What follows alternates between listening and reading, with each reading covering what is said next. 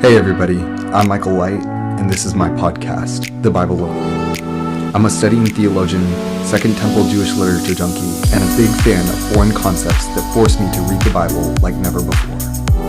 And on this podcast, I hope to help lead you after me in finding out more about all these foreign concepts.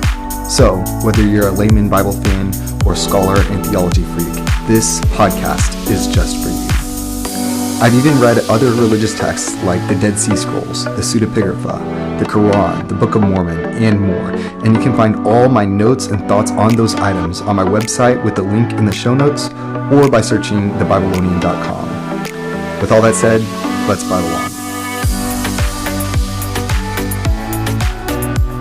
How was the Bible made? Was it made by a bunch of white people who all got together in a room in 325 CE to plot and plan how they could put together some fake texts about some Jewish man who decided to kill himself so that they could make money and get all the power for themselves? Was it made by a bunch of Jews who all had disagreements, some Judeans, some Israelites, some Levitical, different types of Jews that all wrote their own propaganda for themselves and against the others, and then later were compiled together? Or was it written by prophets who had their eyes roll in the back of their heads as God possessed them and forced them to write down the words that we now hold in our scriptures today? How did we get our Bible? And really, what is the Bible? What is the Bible that Jesus and the apostles read in their day? And how is it different from our Bible today? Further, how can we be sure that the books that we have in our Bible today are good? How do we know that there weren't other books in the original Bible, like Enoch? Today, in this episode of The Babylonian, we'll be exploring just that, what the Bible is and how it got to where it is. With all that said, let's Bible on. Before starting to even listen to this podcast, if you haven't already, I would super highly suggest that you pause this episode, go back to the episode just before it, and listen to that episode on what the Hebrew Bible isn't, but what we most of the time presume, a lot of the times subconsciously, what the Bible is when it really isn't. Because, of course, before you ever go into figuring out what something is, you want to first consider your presuppositions as to what they are not. And in my opinion, my past podcast episode is a pretty good outlook into some of our own presuppositions on what the Bible is, some even mine. But with all that said, I'm going to jump into this podcast episode on what the Bible is. But before I get to what the Bible is, I want to talk a lot about the development of the Hebrew Bible. And this will be a more academic discussion of how the Hebrew Bible got to where it is today. And I will discuss, to some extent, some of the more theologically liberal positions on this, although I do not hold to those. And it will be, to an extent, an apologetic recap of the development of the Hebrew Bible. Or rather, it'll be an academic report of the development of the Hebrew Bible with apologetic notes. And so with that, I wanted to first talk about the development of the Hebrew Bible, jump into the translation and the transmission. Then I wanted to talk about the canon and extra biblical literature. And then I wanted to talk about what the Hebrew Bible is that Jesus and the apostles read. And then I just want to finally jump into a summary of what the Hebrew Bible is in total. Another thing that I wanted to bring up before I jump into this podcast is whenever I'm not talking with anyone, I just go into my default vocabulary for talking about. Well, I've already used this word Hebrew Bible. I think I even used it in my last season, but I did want to just reiterate what the Hebrew Bible is, because that's the word that I just use by default when talking about what most Christians today call the Old Testament. Now, the Hebrew Bible is a neutral academic term for what Christians call the Old Testament. Jews call the TaNaKh, or the Hebrew Bible, or the Bible, and what Muslims call, I guess they call it the Old Testament, or the book, but it's just a common neutral term for these things, and it's what most scholars use, and so that's the main term that I'll be using. TaNaKh is also equal to Old Testament, and again, a lot of this stuff is also on the New Testament and applies to it. But for the most part, this class is mostly focused on the Old Testament, and so to some extent, less so on the development of it in the translation and transmission, not as much. This stuff applies to the whole of the Bible, but as for not the translation and transmission, some of that, but mostly on the development part, that's mostly just the Hebrew Bible. And so even other stuff, I may continue to just use the word Hebrew Bible or just refer to the Hebrew Bible, but a lot of it also does apply to the New Testament. Just a note to the Christians who are listening, which I believe is the majority, if not all, of my podcast audience. So with that second note, I did want to just jump right into how we got the Hebrew Bible today that we have.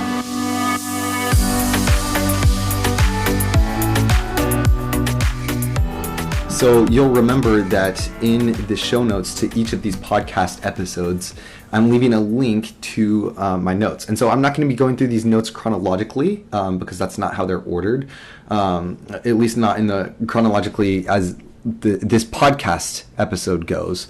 But these are notes from the class that I led this past spring and the summer before that, spring in 2021. But if you'd like to follow along, or if you'd like to later review or just have these notes for later, just feel free to go right ahead into the show notes for this episode, and you should see all the notes, all the charts, all this helpful information, except, of course, much more condensed. And with that said, I wanted to talk about the development of the Hebrew Bible. How did we get the Hebrew Bible that we have today? Some of this, to some extent, is pretty intuitive. It's like, okay, yeah, duh. But there's a lot more that's, even held back or contradicted by the presuppositions that we bring to the text and what the text even is.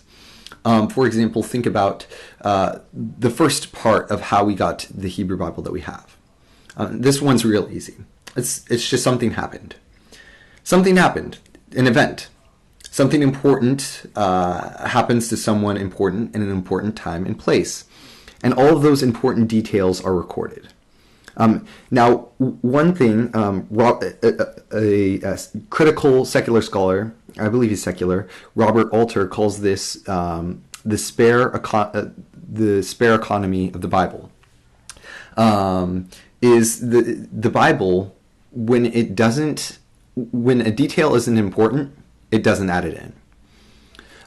If you read any novel today, if it describes any character, it'll describe their hair, their face, their build, their smell, their look. It'll go into as much detail as possible.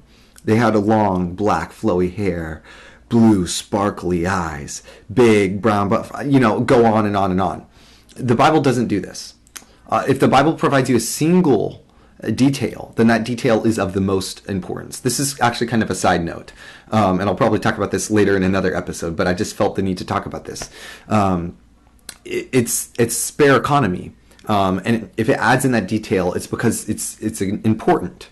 For example, Esau is a red man, and he's portrayed like a beast. Esau is Jacob's brother, for those of you who don't know. Jacob is the chosen one from the chosen line. He's a stay-at-home guy. He likes to make soups. He likes to make food. He's making soup one day, and Esau, he's a big hairy guy, and he has red hair. And Esau comes up to Jacob, and he's hungry, and he says, "Give me some of that stew." In most of our English translations, but in the original language in Hebrew, he actually says, "Give me some of that red hair." He asks for red. He's like a beast. He's like a brute that doesn't even know that just like doesn't even talk in his own language, who just goes after his own passions, takes women from other tribes. It doesn't matter to him. It's just based on this impulse.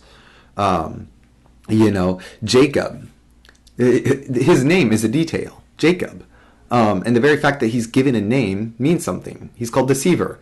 Why is he called Deceiver? Well, because he lies and tricks his parent to steal his blessing, lies and tricks his uncle to try and steal a woman, or not steal, but get whatever he wants from his uncle. He just lies and steals from everyone. And so, there are people who aren't given names. Like in the first place, what we call now the devil isn't given a name. You could say Satan. Satan is a Hebrew word. In the Hebrew Bible, it's always with the article the in front of it. The Satan, the Satan. And when the Dead Sea Scroll authors wrote about him, they wrote about him as Belial, the worthless one. He's not given a name because that would honor him. And so even the omission of details is important. And so an event happens, and all the important details are remembered. All the important details. And so at every event in the Hebrew Bible was remembered. Adam and Eve's life in Eden, the Exodus, David's coronation. Now, it may have, like, some of the details may not have been passed down. Some of them may have been passed down, but not made it into the final edition of the Hebrew Bible because they weren't important enough. But an event happens. And then the event turns into oral tradition. In response to the important event that happens, people repeat and pass on oral traditions of such events to their descendants. Now, you're an English person, you live in America, most likely, like 90% of my listeners here. This is not all like the game telephone. Game telephone, you have a line of 10 people, however many people, one person starts out, and he says, my favorite color is purple. Next person says my favorite color is purple, and you're whispering in each other's ears. You can't repeat it, and you pass it on. And by the end, the phrase is actually Benjamin likes to smell fart, or something funny. That's just an example. It always changes. You try to see, can we try to get it so it doesn't change? It always changes. This is an oral tradition. That's not at all how it works. To say that it works like that is it's honestly pretty ethnocentric, because the culture that they grew up in was an oral culture. It's in the same way that somebody living 3,500 years ago would sit and wonder how everybody today could all find out about the same story at the same moment. Well, you just can't understand, because we have these like powered bricks called telephones, where we can instantly access the internet, which, how do you even explain that? And we can all read, watch, listen to, or find out about the same thing at the same exact moment. And on the exact opposite side of the spectrum, coming from the exact opposite side of the world, exact opposite culture, way of writing, and everything, where people weren't having their brains rotting on television and Twitter. Instead, people grew up memorizing Paul, in the first century, still had the entire Hebrew Bible memorized. And Paul wasn't the only one. There were multiple other people. And you can tell that from his writing, where he just goes boom, boom, boom, boom. And he's just making out quotes and different references to the Old Testament, because that's the story that he grew up on. It's like the story of the Revolution, the American Revolution, to us. But except imagine that we never had the internet or anything like other interesting to do. Like, that was the most interesting thing we had. And imagine also that the way that our culture passed down stuff wasn't through readings, through writings, but through passing it on orally, because there's not this super high literacy rate. And so they're passing these things on and orally. And, it's also like, you have your friends. And your friends, they have these stories that they tell over and over and over again.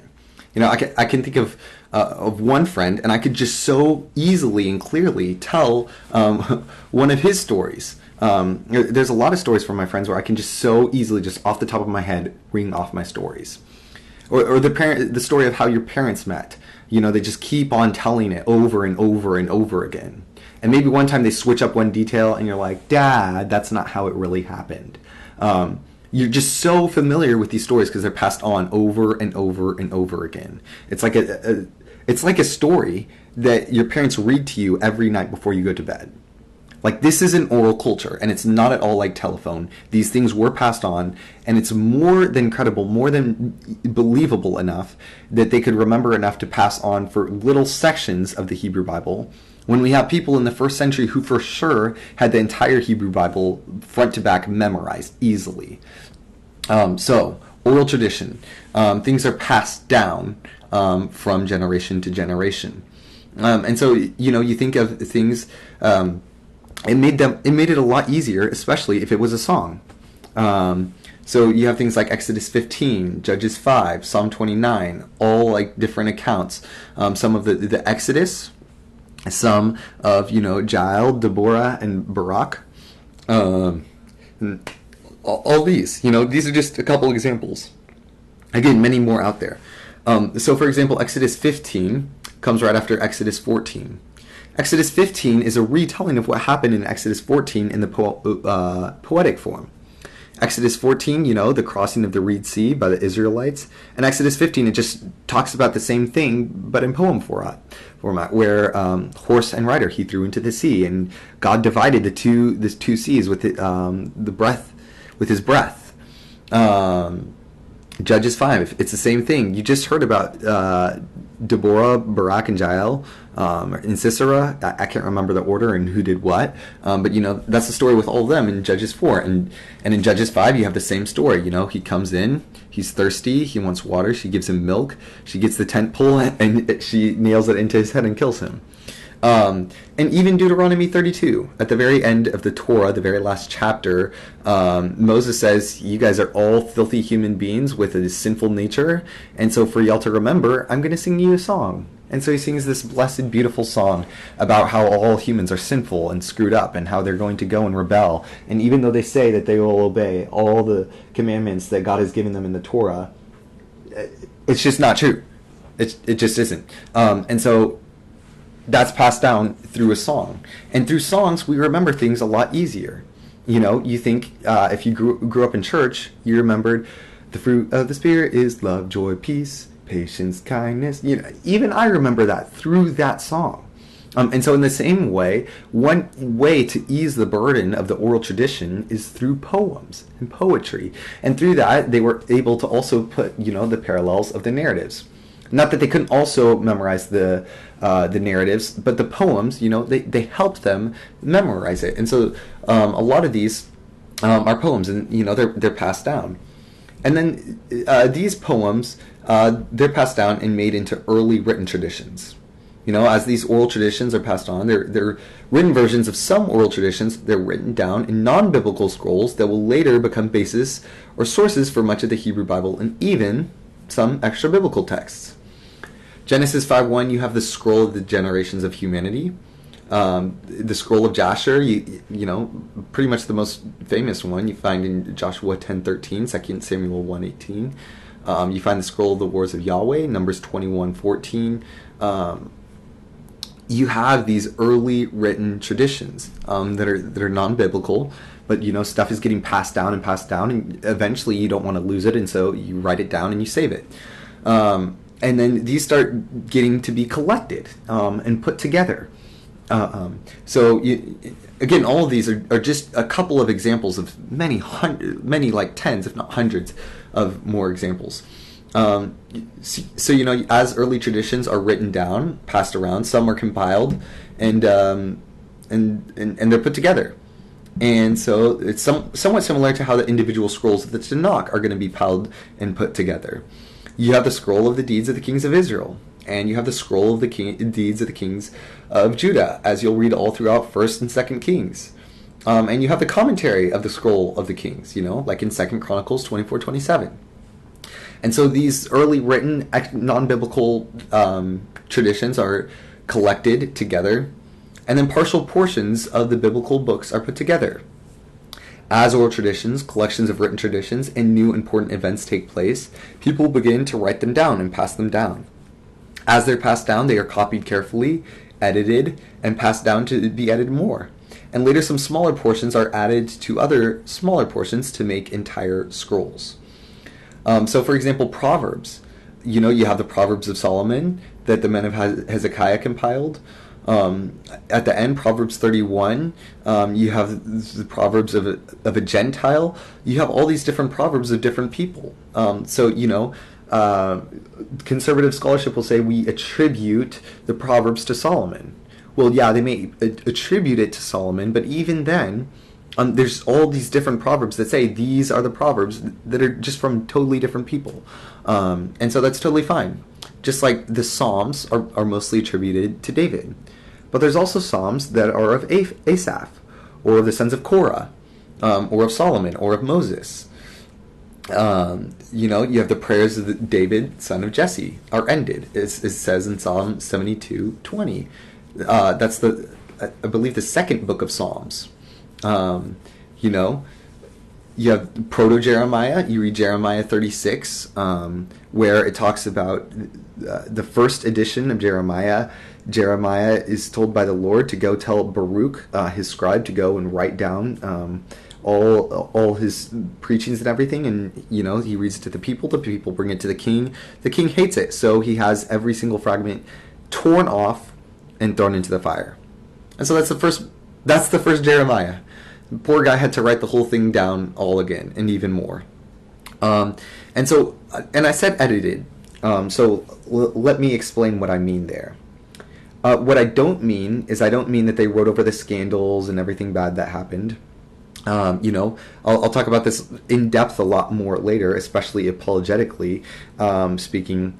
But if that was the point of editing, then the editors just did a straight up crappy job. Because within the first of all, humans are just a failure on page 3 of the Bible. By page 6, they're already sleeping with divine beings. By page 19, you have homosexuality, you have angels and humans wanting to sleep together. Then you have daughters sleeping with their fathers. You could say, okay, well, that's the origins of Moab. What about Israel? Israel is not talked about much better. If you get through the prophets, the entire prophets is just constantly talking about how Israel is messing up, taking care of the poor, the orphan, the widow, and everyone under them. And the whole book of the Torah actually is the Israelites complaining and whining right after they've been saved.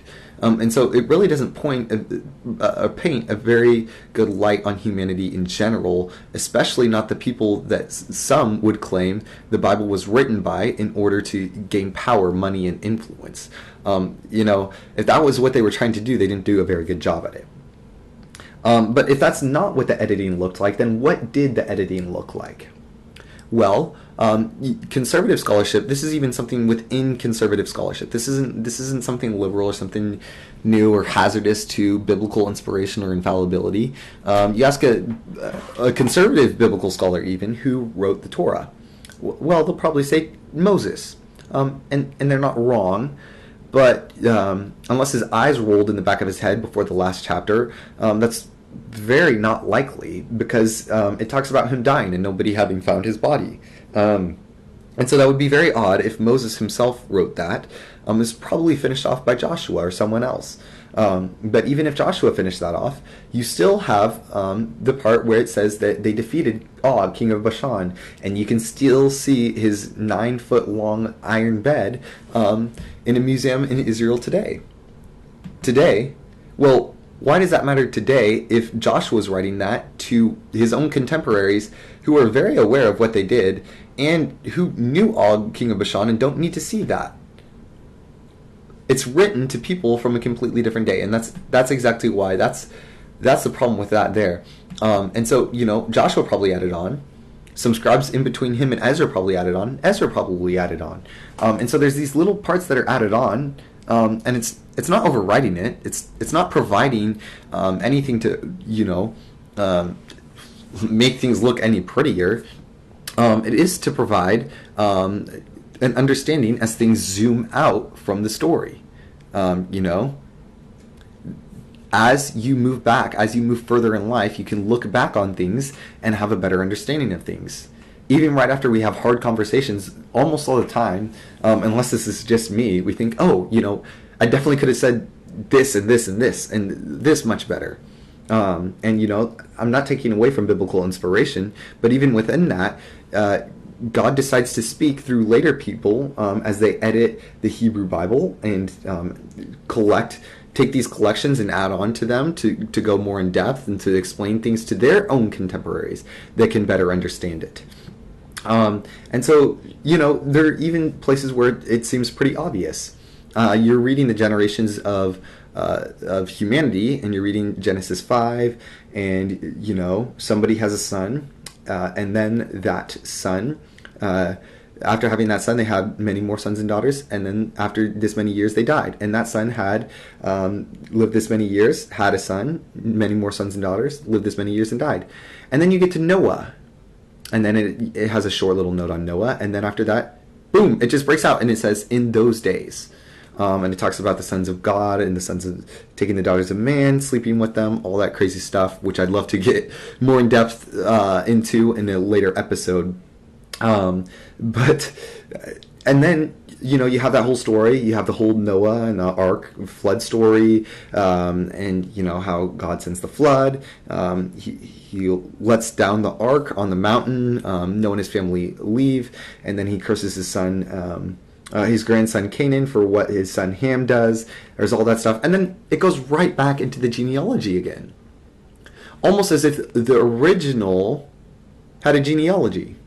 Was just a genealogy, and then somebody went and inserted the oral tradition of Noah that they could better see through their own perspective in time, and add that in there, and to better understand their own days, because that's just how it is. Even in American history, or anyone's history, you can look back to the earliest parts of history. And with fresh eyes, you can see how we got to where we are today and see the correlations between ourselves, no matter how much we may want to separate ourselves from those before us. And so that right there, that's a pretty, it's not a super in-depth, but it's in my opinion, a sufficient explanation for the development of the Hebrew Bible. Now, for those who say that, a bunch of all white, rich, privileged people, or, insert whatever privilege, maybe they're anti-Semitic and they think it's just Jews who got together in a room and wrote all this stuff so that everyone would listen to their government, would bow down to them, so that they could explain everything away with God, with their understanding. That's just not feasible.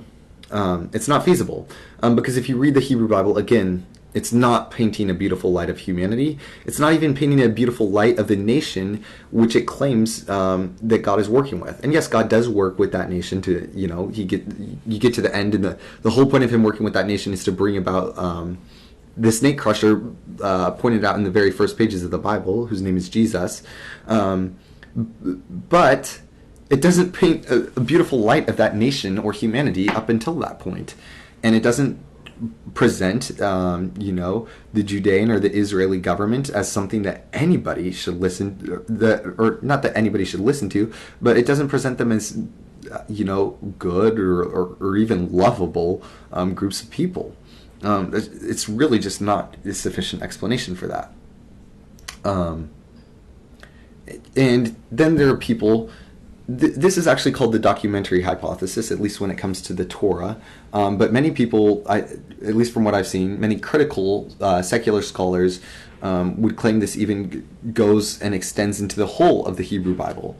Is this idea of there being 5 different sources. The Yahwehist, the Elohimist, I think this is what it's called. That's Y, E, the Levite, L, or the priestly, the Judean, the J, and one other that I can't remember. It doesn't really matter, but the whole point is this is the whole theory. And the theory is that there are different people that had different perceptions of this different God. For example, they have one person, one scribe who they would claim is a Yahwehist. And so they knew this God of the Bible by the name Yahweh. And so whenever you get to a part of the Bible that uses the name Yahweh to refer to God, in our English translations, it's the Lord with all capital letters for Lord, or Jehovah if you have a minority translation or older translation. You'll know that the Yahwehist wrote that section. Or if it's using Elohim, that's how the Elohimists knew him. I think that's the name. This may be made up names, but more or less this is the theory. And then Levitical parts that exalt the priests were written by the priests. Parts that exalt Judah were written by the Judeans. And anytime they're throwing crap on Israel, that's also the Judeans, because obviously the Judeans hated the Israelis, and the Israelis hated the Judeans. And so this is the whole theory, and that eventually at the end of time, somebody just came to peace with it all, and collaborated it all, put it together, and you have the beautiful TaNaKh. And so that's how they make sense of things that may not make as much sense. Why does it seem like there are two stories of Joseph's brothers figuring out that he put the extra gold in their pouches? Or why are there two creation accounts? Why are there things that just don't make sense or seem to contradict each other? Well, they just easily explain it away with those. Now, there are a couple big problems with that. Well, first of all, there's just no way to prove that that's true. There's none of those original sources. There's not even any scriptures or copies of the scriptures that we have that have just one of those texts. And then on top of that, once more, we still don't have, you think about it, if the Judeans are writing about themselves as if they're all good, exalting themselves only, talking crap about every other people, well then, who was the person who went and combined his source with the Israelis? If one person knew the God of Israel as Yahweh and one knew it as Elohim, then who was the person that put those two together? Was it the Yahwist or the Elohimist?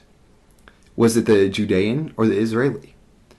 In the end, that theory just falls flat on its face. And it's for those who cannot understand how an oral tradition works.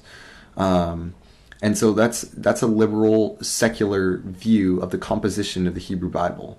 That, in my opinion, is just way less than sufficient to explain how we got the Bible that we have today. Just doesn't suffice. I think I've talked about everything here about the development of the Hebrew Bible that I wanted to talk about. And so with that, I'm going to jump right into the translation and transmission of the scriptures.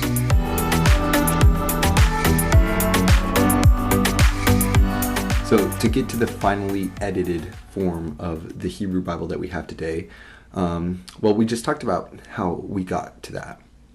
But since that final copy of the Hebrew Bible was made, or since the final complete copy was made, what has the transmission process looked like? And then after that, we'll talk about translation, not really into English as much as major translations that I just want to go over, because that'll kind of segue right into the canon.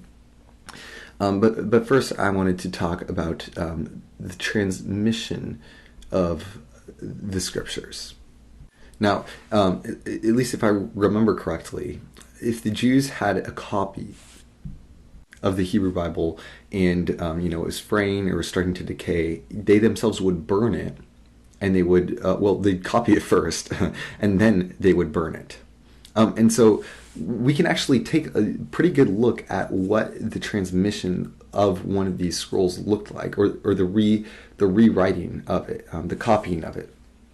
Because we have ourselves copies. Some of the oldest, the oldest copies that we have right now are from the Dead Sea Scrolls.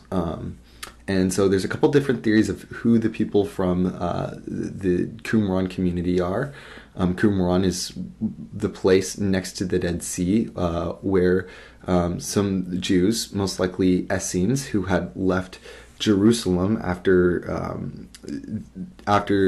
the Jews had taken back Jerusalem from an impressive Antiochus Epiphanes, and then they established a priest king, which was against the Torah. So they went off, set up their own community based around studying the scriptures.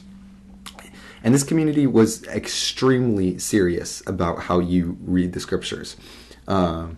If you wanted to enter into the community, then you had to spend 10 years in the Judean wilderness doing what they actually interpreted as preparing a way for the Lord, which was to study the scriptures, study the Torah, and become very familiar with it for 10 years. And then you would join into the community where you would be ascetic. You wouldn't eat anything pleasurable, just fruits and veggies. At least the community in Qumran, it looks like they were ascetic. You would be a eunuch, you would take the vow of celibacy. Of course, not the Christian one, but you wouldn't have a wife. There's sufficient evidence that there were some Essenes also within the city of Jerusalem who did, have their families or maybe weren't ascetic.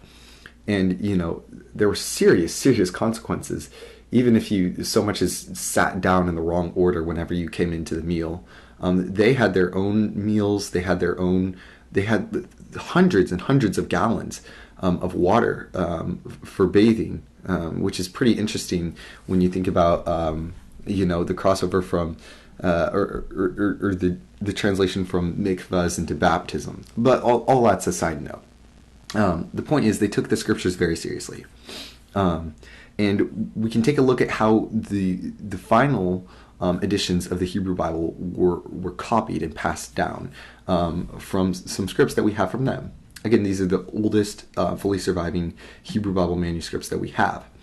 And you can look at all of them. Again, this is in the notes. You can access all of this in the notes. But you can look at them at DSS.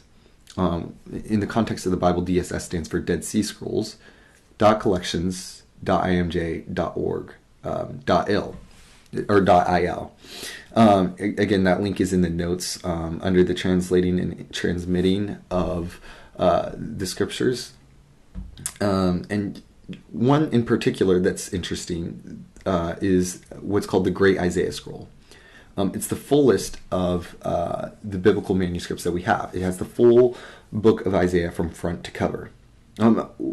Which brings up another interesting thing that I had forgot to mention earlier, is that the codex that we hold in our hands today and know as the Bible, it just can't be the same as what Jesus and the apostles read. And I'm not talking about the actual content and what we read, the words that we read on the page. That is no doubt the same as these very copies secure or prove even more. And as we find older and older manuscripts, it just proves it more and more. And I'll get into a little bit of the details of that in a second. But when I'm talking about the actual form, the medium in which it's written, in Jesus' day, if you had a codex, you were very rich. None of Jesus or the apostles owned their own Hebrew Bible. If they wanted to access the Hebrew Bible, it was either through reading at the synagogues. It was like at least before exile, it was like a 10% literacy rate among Israelis. So even to have written it in the first place, or to have that ability, you were among the few educated that were literate. But say that you did want to access the Hebrew Bible, and even if you could read, it would be in scrolls. So imagine that, and not one scroll, but a collection of scrolls. Other than what we call today the minor prophets, in the TaNaKh, it's called the 12. And again, I'll get to that in a second when we talk about what the Hebrew Bible actually is, rather than how it got to where it is today. But yeah, they were all scrolls. It wasn't just one codex, one bound book. It was a bunch of scrolls. And so we have a full scroll of Isaiah from front to back, from the Dead Sea Scrolls. And we can very easily and clearly see how they transmitted that. So each scroll contains one book, quote unquote, of the Bible. Again, there's a little bit of difference in how they broke up books and how we do. They didn't have a First and Second Chronicles; it was just Chronicles. They didn't have a First and Second Kings; it was just Kings. First and Second Samuel, just Samuel. Ezra and Nehemiah was one. 12 was, they had their own different names, but it was 12. It was those 12 within one scroll called the 12, Chiasar, or maybe I'm pronouncing that wrong. Very possibly I'm pronouncing that wrong. There's an image of this under the translating and transmitting the scriptures part of this module linked in the notes. The notes linked within the notes, and it's a screenshot from the Dead Sea Scroll page of the Isaiah Scroll. The Isaiah Scroll is actually really nice. If you go to this website, you can scroll through it like it's a scroll by clicking and dragging from each side. Go to whatever part, and you can click over any like portion of the Hebrew text, and it'll show you what it means in English and everything. It's amazing. But what you'll see if you look at this picture, if you're not, that's fine. I'll describe it to you perfectly. But you can look for yourself in the notes or on this website, or you can just look up Dead Sea Scrolls collection online, find it for yourself, because they're public domain. But on this scroll, what you have is a writing that's double spaced. It's manually double spaced. Of course, they didn't have a printer. It's manually double spaced. Like in your English class, when your teacher told you to skip a line, skip a line, it's double spaced like that. For when you pass it on to a student and the student revises it or edits it, they can put what needs to be edited in the margins or in between the two, in the space, the double space, in between that space, between each line. And that's exactly what we have in this Hebrew Bible scroll. So we for sure had one scribe, and the scribe was reading from the first Isaiah scroll, or the Isaiah scroll that he had, and he was writing it down on some parchment, dead animal skin, leather that had been done. And he was writing it manually double space, and then he passes it on to the next scribe. And now we know there was another scribe to look and double check his work, because you see in a couple of these lines, just a couple, there's really small writing that's squished in. And in the margins off to the side, you see there's also notes that are added in. There's some crossing over some words. Sometimes he may have accidentally written an extra word. Sometimes he may have skipped a line while he was reading. And so he added that in between the two lines. Sometimes he forgot a word, he added in the word. Or, anything that he skipped, they added in. So there was at least two scribes. We can't confirm whether or not there were more than two, because very possibly, the second one could have missed something and passed it on, and the third one wrote it in. But we know that there were at least two people writing this down. This was not any careless type of transmission of, oh, whoopsie, spilled ink, and that's all lost. No. They were very carefully transmitted and passed on from one person to the next. These are people that had just spent 10 years in the wilderness sitting and pondering these scriptures. And they weren't people who were careless about how they passed down. They wanted to make sure whatever they passed down was right, was accurate, and exactly according to the original text. And so that's exactly what we have today. And we know that from scrolls like this, from the Dead Sea Scrolls, and you can go and see for yourself.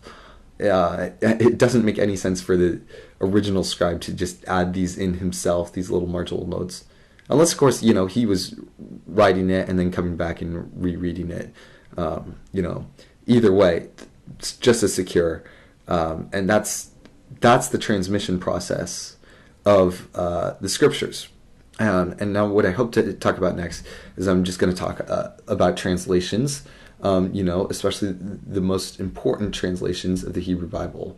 And that'll flow right into canon, which is, some of what most people are most interested in, especially when it comes to the development of the Hebrew Bible. So the historical Hebrew Bible, what did it look like? And again, the Hebrew Bible isn't about the Bible being written in Hebrew. You can read the English Hebrew Bible, and it's still called the Hebrew Bible. It's just the neutral scholarly academic term for it's neutral for the Old Testament, or the TaNaKh, or the Jewish Bible. It's the Hebrew Bible. And so what did that look like in translation? First, you have the Hebrew Bible. It's called the TaNaKh. And again, keep on pushing it off, but we will seriously talk about in depth what the TaNaKh is in a bit after we get into the canon after this. But TaNaKh, just an overview, is a Hebrew acronym for Torah, Prophets, and Writings. In Hebrew, it's an acronym for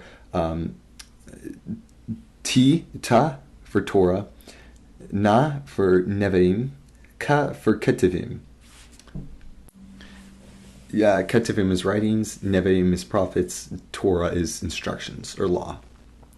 And so that's the three major parts. Within each of those, there's the books. Torah is probably the easiest and most recognizable as, the Pentateuch, the first 5 books of Moses. Each of these contain books within them. But in Hebrew, you would just call it the TaNaKh. That's the Hebrew Bible. It was the standard Hebrew Bible written in its original Hebrew language. And it had that 3-part structure, and that's the 3-part structure in which Jesus would have read it in, and that the apostles would have read it in, and that I will continue to go in depth on later on in this episode. So that's the original, the Hebrew Bible. And now, it's all written in Hebrew except a couple parts, like Daniel, and a little bit of Ezra. Not all of Daniel, some parts of Daniel and some parts of Ezra contain within them some Aramaic, as they had gone into exile to the Babylonians and the Persians, and Aramaic was the common language. As Jesus's probably Jesus's common tongue in what he spoke in, even though the Gospels are, although it's debatable, most likely written in Greek. And so it's the Hebrew Bible with some parts in Aramaic. But those Aramaic parts, never really had a Hebrew original. That's just how it is. And so that's an interesting note that I haven't studied and so won't really be talking on.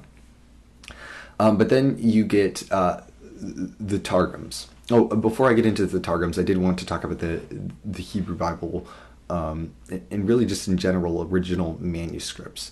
Because you might hear from some people, there's different manuscripts. How did that happen? If the transmission process is so secure, how did that happen? And first you have to ask yourself, what are the differences in the manuscripts? Are there any significance to them? They don't make any theological change in doctrine or in value. There's no one that will, if you say like, oh, this was part of the Bible, or oh, no, this wasn't, these are just like a couple phrases, a couple words. It's nothing that changes your theology, or that one sect believes is part of the Bible and the other doesn't, because it changes their whole theology. It's just a different process. And it's something that there are different manuscripts that coexisted with one another. And at Qumran, we have multiple different manuscripts. These minor different wordings, it's not that it changes anything theologically significant in the slightest. It's like if I said thank you to one person, and I said my pleasure, there's a little bit different of a connotation there, but that doesn't really change, the underlying meaning, or what I'm trying to get across, and nobody's going to get into a big fight or fuss about that unless I work at Chick-fil-A. And so, anyways, that was just kind of a little side note. If you do believe that's such a big issue, and that was an issue in transmission, then you'll have to settle that with the fact that in Qumran, there were, sitting beside each other, different manuscripts that had these super minor, less than a sentence differences. And so let that sit with you. But with that, we're jumping into the Aramaic Targums. These are Aramaic translations of the Hebrew Bible with interpretations. This wouldn't be just of like the whole. This would be of specific books. You can have the Targum Job, you can have the Targum Genesis, but it's not the Targum. It's just a Targum, actually, because unlike all of the major translations going forward from this, and these are just major translations that I'm going to be going over. This is even like only a semi-major out of all of them. But around the time of the exile and before like the Greek standardization, and probably a little bit past that as well, you had some people who would make their own Aramaic translations of the Hebrew Bible. And they're interpretive and they're not standardized. So you can have one Targum that's different from another Targum, one translation that's different from another. Again, not scandalous. It's just like how you can have multiple different English translations. Except, the Targums, it's not really taken as much as like, sticking strictly to the script. It's more of interpretive, and, you can change stuff, add stuff in, take stuff out a little bit. And so that's the Targum. Or those are Targums. And different Targums, you can't just say that's the Targum, just like in the same way that you could say that's the LXX or the Septuagint. Yeah, if you see any notes in your Bibles that say LXX, that's Roman numerals for Septuagint, because the Septuagint is the Greek translation of the Hebrew Bible. It is not based on any Targums. It is straight from the Hebrew, contrary to some belief. It is, the Latin word for 70 is the name that we now associate it with. And that's because there's 70 books. And now I'll jump into that in a second. So the original TaNaKh has just as many books in it as are in the Hebrew language, 22. In our Hebrew Bible in the Old Testament, we have 39. And of course, that's because the Triasar, I'm probably butchering that, by the way, or the 12 was all considered one. Ezra and Nehemiah was one. Chronicles, 1st and 2nd were one. 1st and 2nd Kings were one. 1st and 2nd Samuel were one. But it's the same. It's the same exact books, or we call them books, scrolls, that are really just divided differently, or put in different groups. And so it's a little bit similar. I'll get into it in more depth in a little bit. So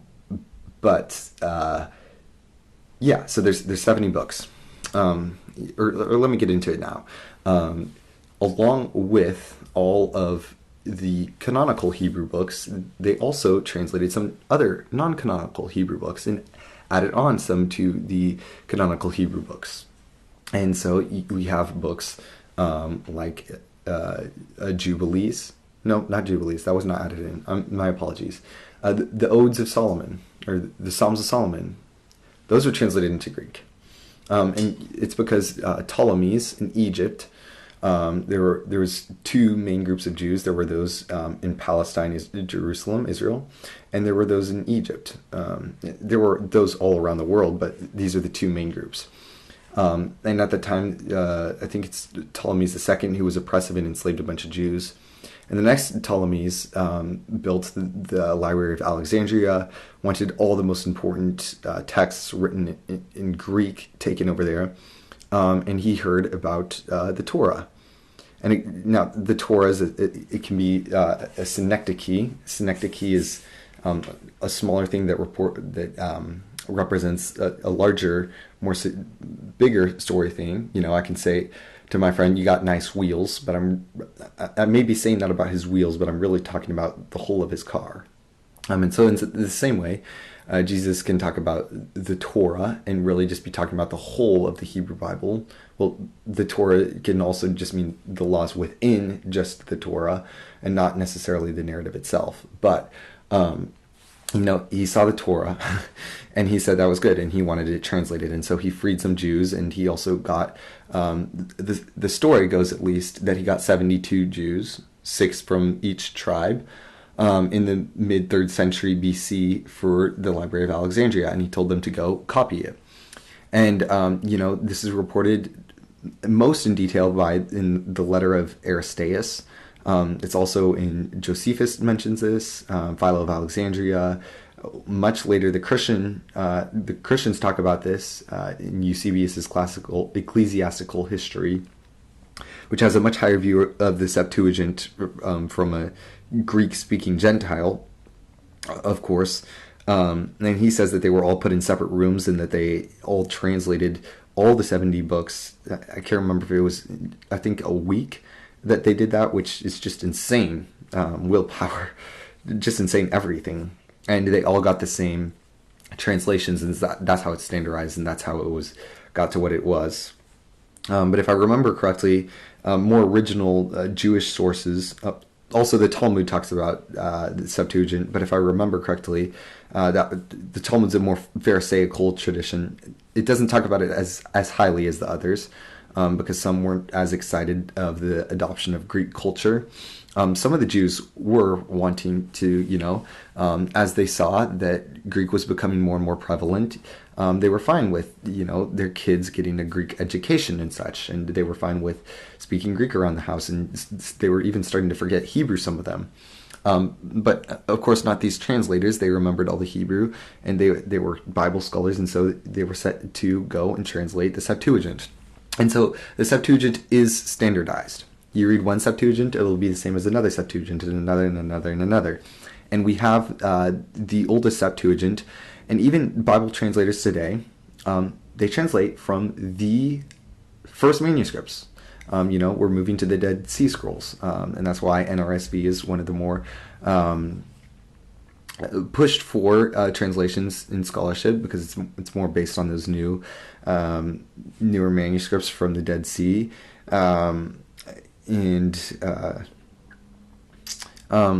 but even within all of that, when people translate from the original Hebrew, they look a lot of times at the Greek and how the Greeks translated from the original Hebrew. And for example, when it comes to the Nephilim, the whole idea that the Nephilims were giants and they're big, mighty people, yes, that comes from Jewish tradition. And, you read things like First Enoch and Jubilees, and, I'll explain those when we get to the canon and extra canonical books. But those things talk about them being big, but we can see also that that's how they understood it from the translation of the Septuagint, where it uses the Greek word for giant, and the way that it translates Enoch walking with God and then being no more talks about him being taken up, and so it's slightly interpretive in the translation. You're all, whenever you translate something, you have to add in your own interpretation, because no language is one for one. And so nothing will ever, translate all the original idioms and word plays and, all the different words that rhyme in Hebrew. They're not going to rhyme in English. And if they have, if they alliterate in Hebrew, they're not going to alliterate and they won't have the same rhyme, rhythm, and all of those things. And so those are all details, and they're very important, especially in the Hebrew Bible, and people have tried to reiterate them, especially like Robert Alter, which is why I would really highly recommend everybody really get his translation, which is really good. Also, Everett Fox is great for the Hebrew Bible. Everett Fox just has the first 5 books of Moses right now. That's what he calls it, not the Torah, for his translation.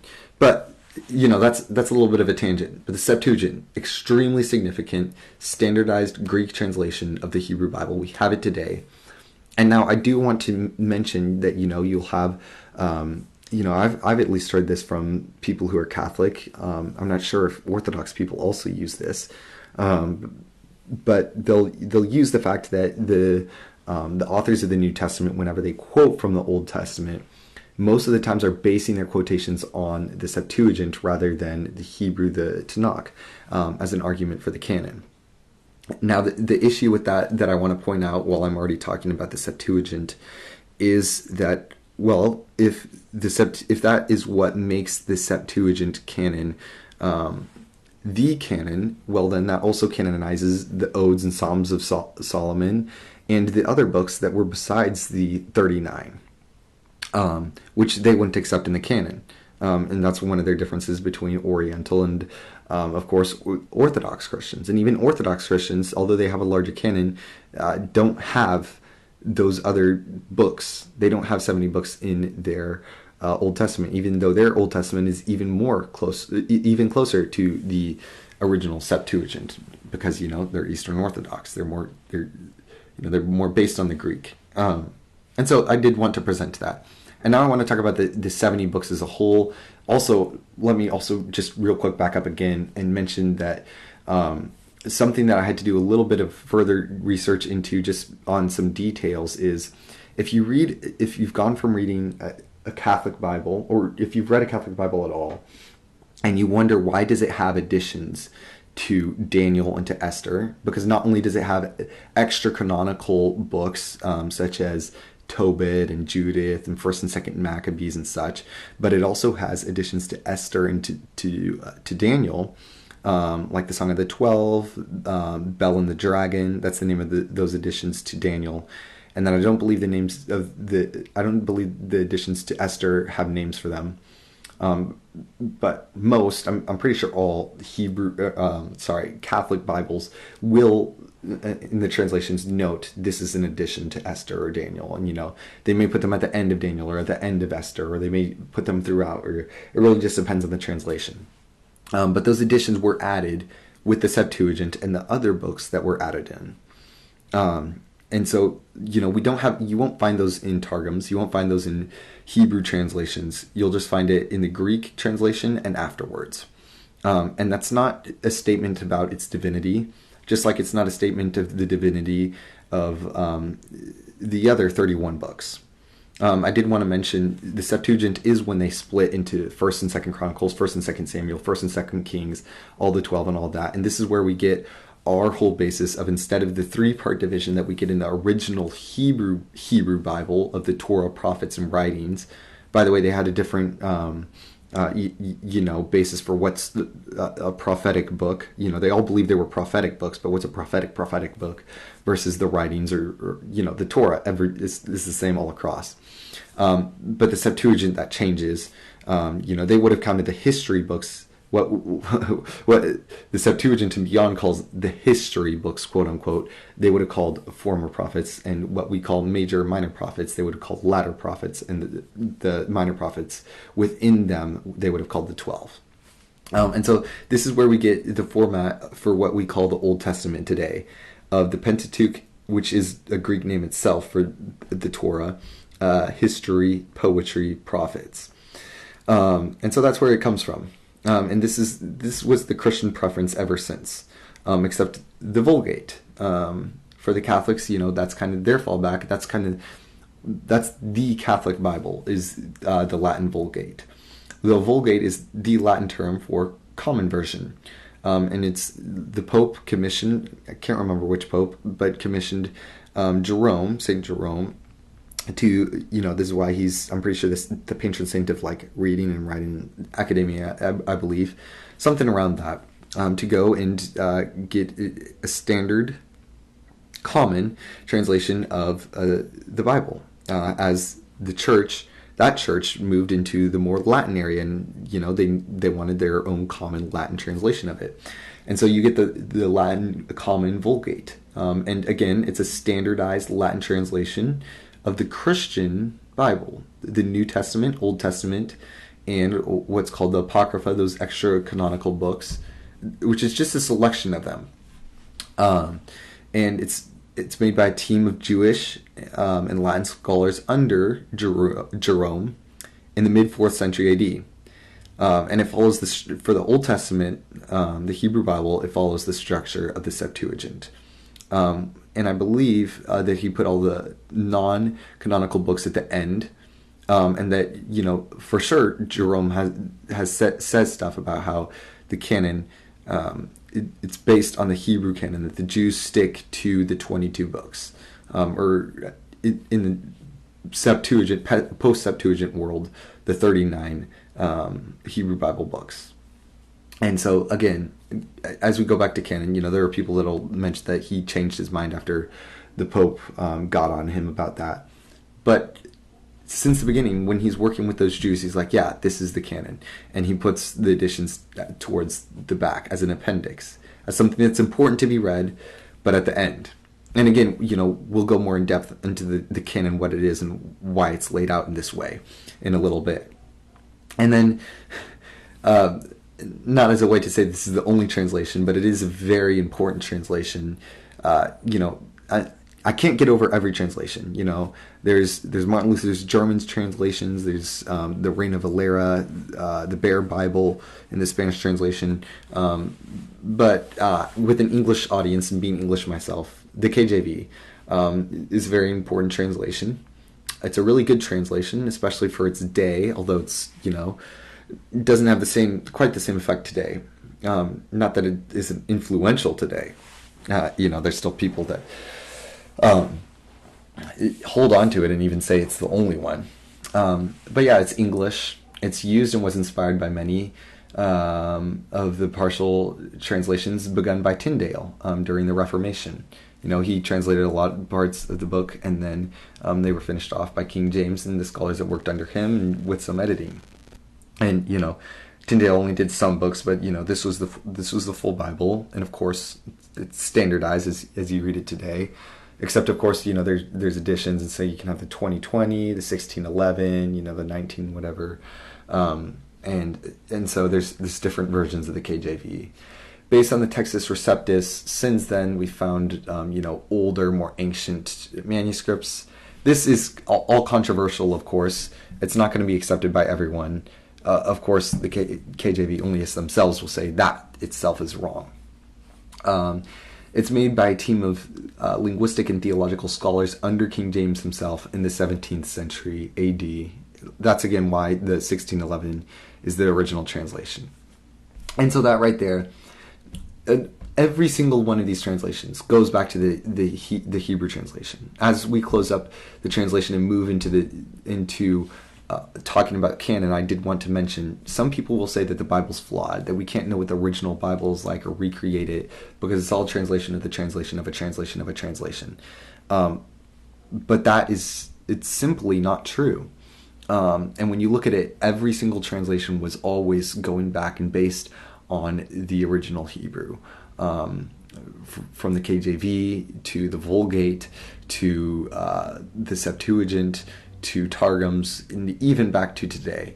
It's always going back to the original. Scholars are always looking at the Hebrew manuscripts.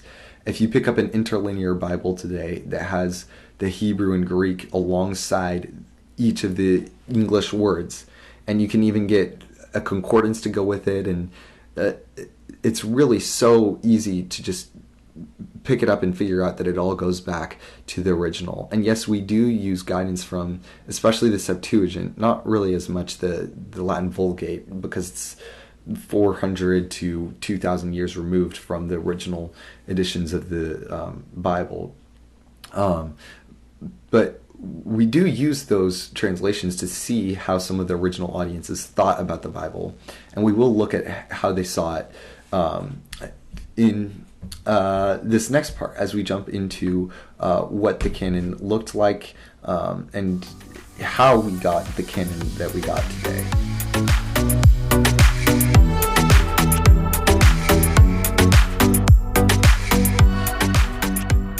So actually, to explain the canon of the Bible, and if you don't know what that term even means, canon, then I'll just be explaining that in a moment. But to explain even the canon of the Bible, really to explain any of these things, they're all really interlocked with each other. And so if there's anything that you didn't understand earlier, or something that you're not understanding as I go on and explain the canon, that's going to be further explained and developed on later. And because of that, I do want to, dive into the canon a little bit, talk about the canon, the different canons that are held by different Christian traditions, and then kind of like the history of that development. And then after that, I'm going to jump into what is the TaNaKh, which is the Jewish Hebrew Bible that Jesus and the apostles grew up on, and then I'm going to jump right back into the canon and why I believe that the Protestant canon, with some nuance, should be the biblical canon, and that their Old Testament canon is the canon used by Jesus and the apostles. So, just as kind of a heads up for the way that this part of the podcast is going to be headed. And so, we just talked about the translations, and the translations, again, that's directly tied into the canon. Like, you can't take that away from the canon. You also can't take away the development of the Hebrew Bible from the canon, because the whole canon was based on first the Torah being canonized and being made, the center of the Bible, and then out from that was the prophets, which, was its own stuff, but also was based on the Torah. The prophets, when I say prophets, that can have a lot of different meanings, just like Torah. But for here, I'm talking about the three different parts of the three-part Bible that the Jews read before we started calling it the Old Testament. And so there's the Torah, the prophets, and then there's the writings, which are even later writings. And again, for the prophets, those aren't necessarily completely aligned with our prophets. They are, but they also have, like, 1 less Daniel is seen as a later writing, and then because his is written partly in Aramaic, and then they also have some earlier what we would call historical books. They call the former prophets, and then what we call the regular prophets they call the latter prophets, and the minor prophets, quote unquote, they call Chayasar. Again, I may be butchering that, but that just is Hebrew for 12, because they were so small that they fit on one scroll. So, that also ties into this. And of course, whenever the New Testament got added onto the canon, that's a whole different story. But I wanted to focus especially on the Hebrew Bible canon and order, because, that's what I study. And that's what I've always focused on. And so from the beginning, like I said, there's the TaNaKh. And the TaNaKh has 22 books. It's, again, the Jewish Hebrew Bible. Now, these 22 books, I believe I mentioned this beforehand, but you have Chayasar, the 12. That's all counted as one book. When in our Bible, it's 12, the 12 minor. Not that they didn't also have separations for those, but they were all contained on one scroll, so they were really one scroll. And then there was Kings, there was Chronicles, there was Ezra, Nehemiah instead of Ezra and Nehemiah. Samuel was just one instead of 1st and 2nd Samuel. Kings was one instead of 1st and 2nd Kings. Chronicles was one instead of 1st and 2nd Chronicles. And actually, let me just back up a little bit, because, as I talk about this, let me dip my toe right back into Hebrew Bible development. As it developed, right, it's important. This seems so simple, and yet we need to really think about this.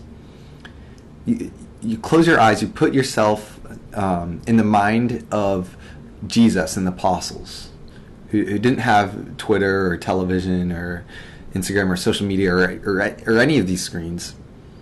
They didn't even have codexes. They didn't have books. When I say books, they're really just scrolls. They're scrolls of the Bible. And it wasn't just one scroll. Like I said, they would have been held on many different scrolls. Only like the rich people would go and they would have their own like codexes. These were individual scrolls. And so you could read the individual scroll of the 12 minor. You could read the individual scroll of Genesis, Exodus, Leviticus, or the Torah. You could read the individual, like these were all individual. They were their own scrolls. And so it wasn't flip to this page, it was go get a different scroll. Not that, and yet they were still, what's even more amazing and complex is that although these were written over a span of 1,500 years and between 40 plus authors, yet they still, and editors, they still had hyperlinks between each other. They all reference each other in a very complex and sophisticated manner. And of course, we'll be getting into that later on. But the fact that they were all completely different scrolls, at least in those days, and yet still we're all interrelated and interlocked in the same way that I can't explain canon without having explained Hebrew Bible development or Bible translation history or what the Bible is. And that goes for all the other ones. They're all interconnected. Everything is all interconnected.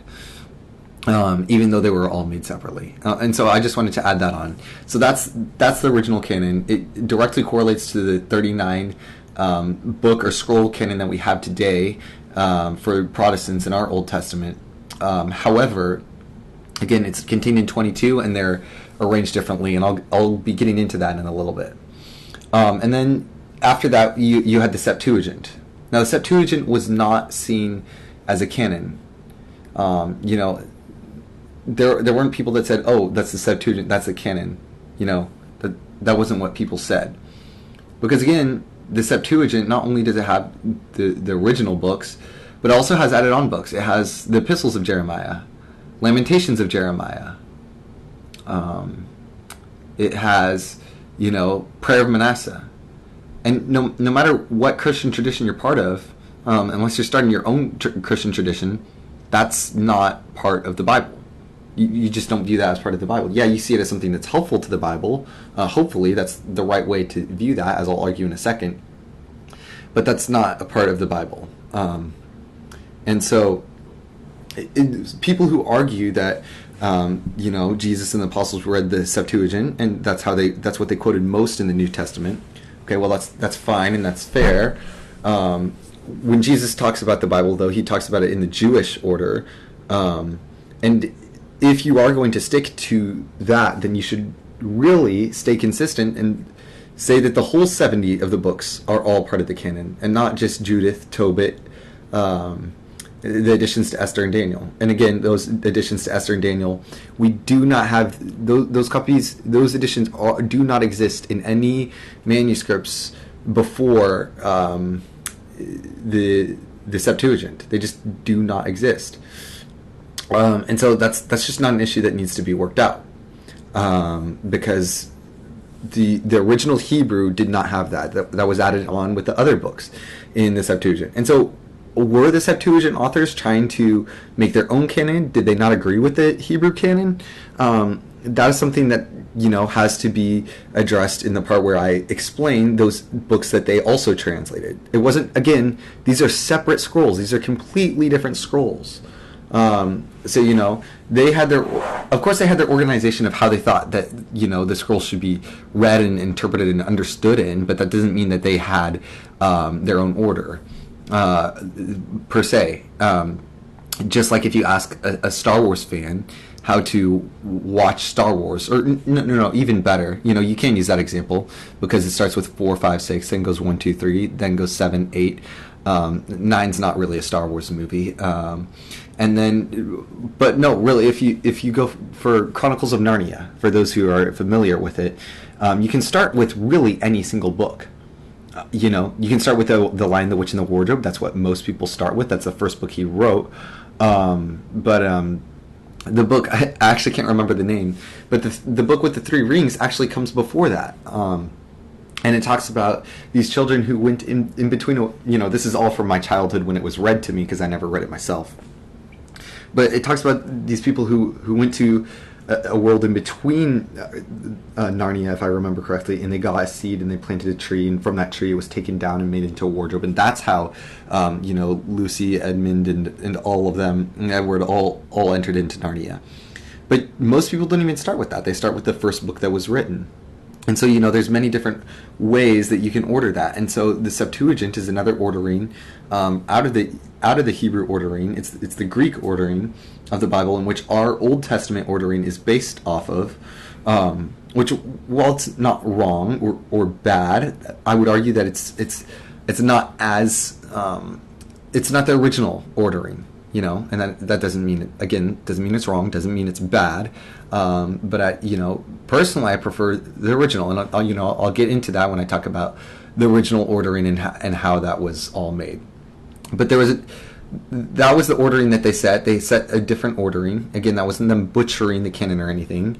And we'll talk about the books that they translated with those. But they translated also other books, not to override the other books or but to better understand them. And I'll get into that in a second.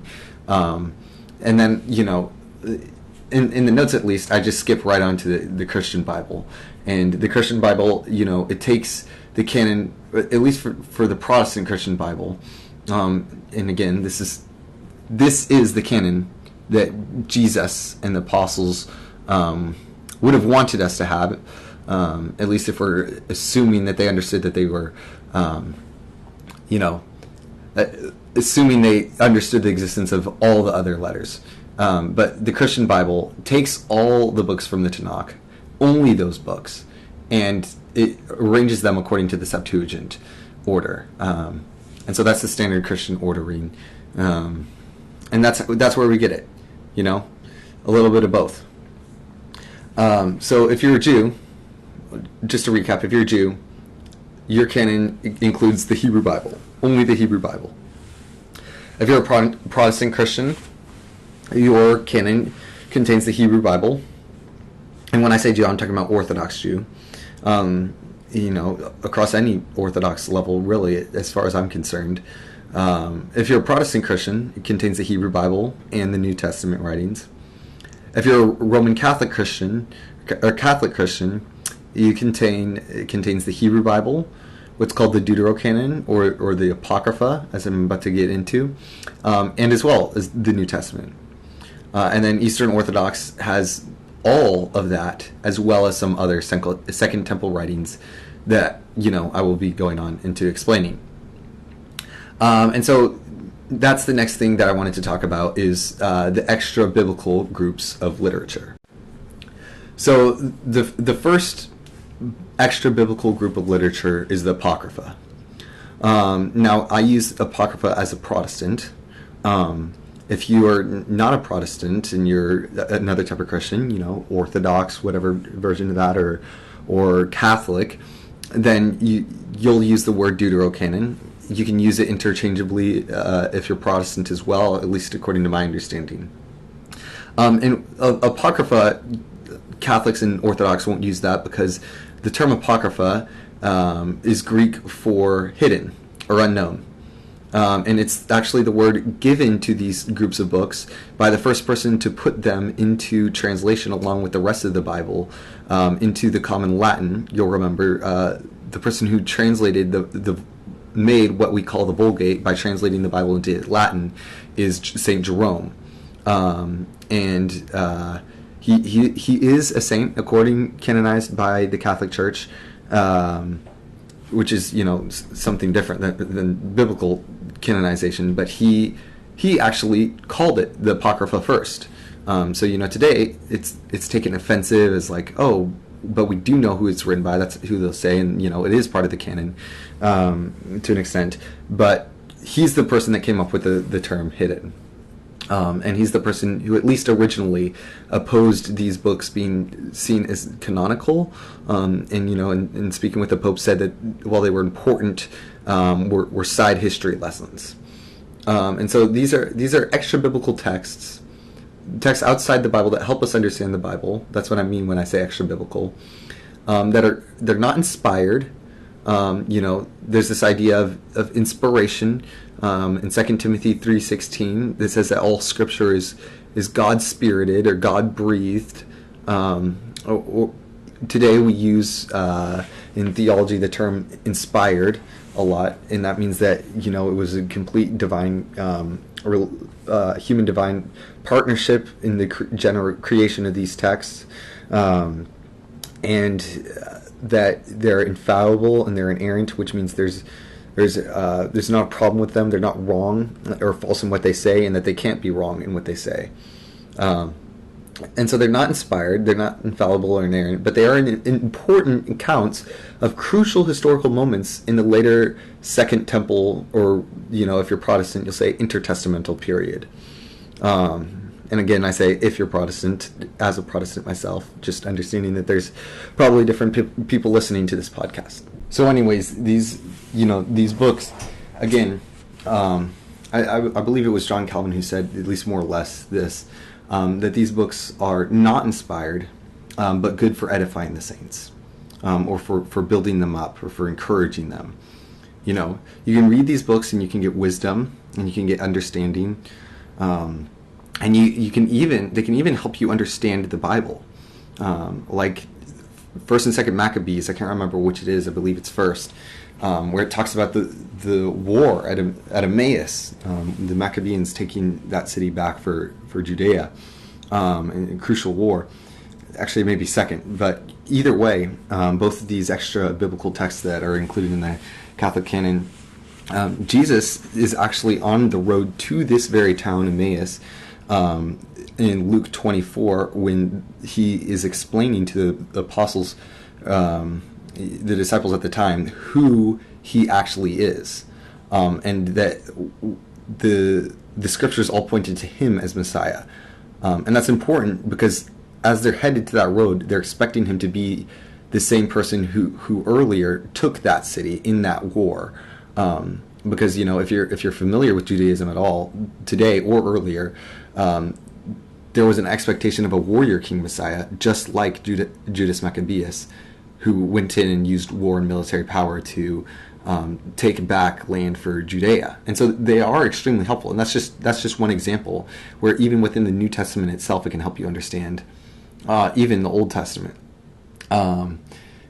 It's referring to Deuterocanon as Catholics and Orthodox Christians, because again, the Greek word poses the problem of the dubious authorship of the books. We don't really know who wrote these books.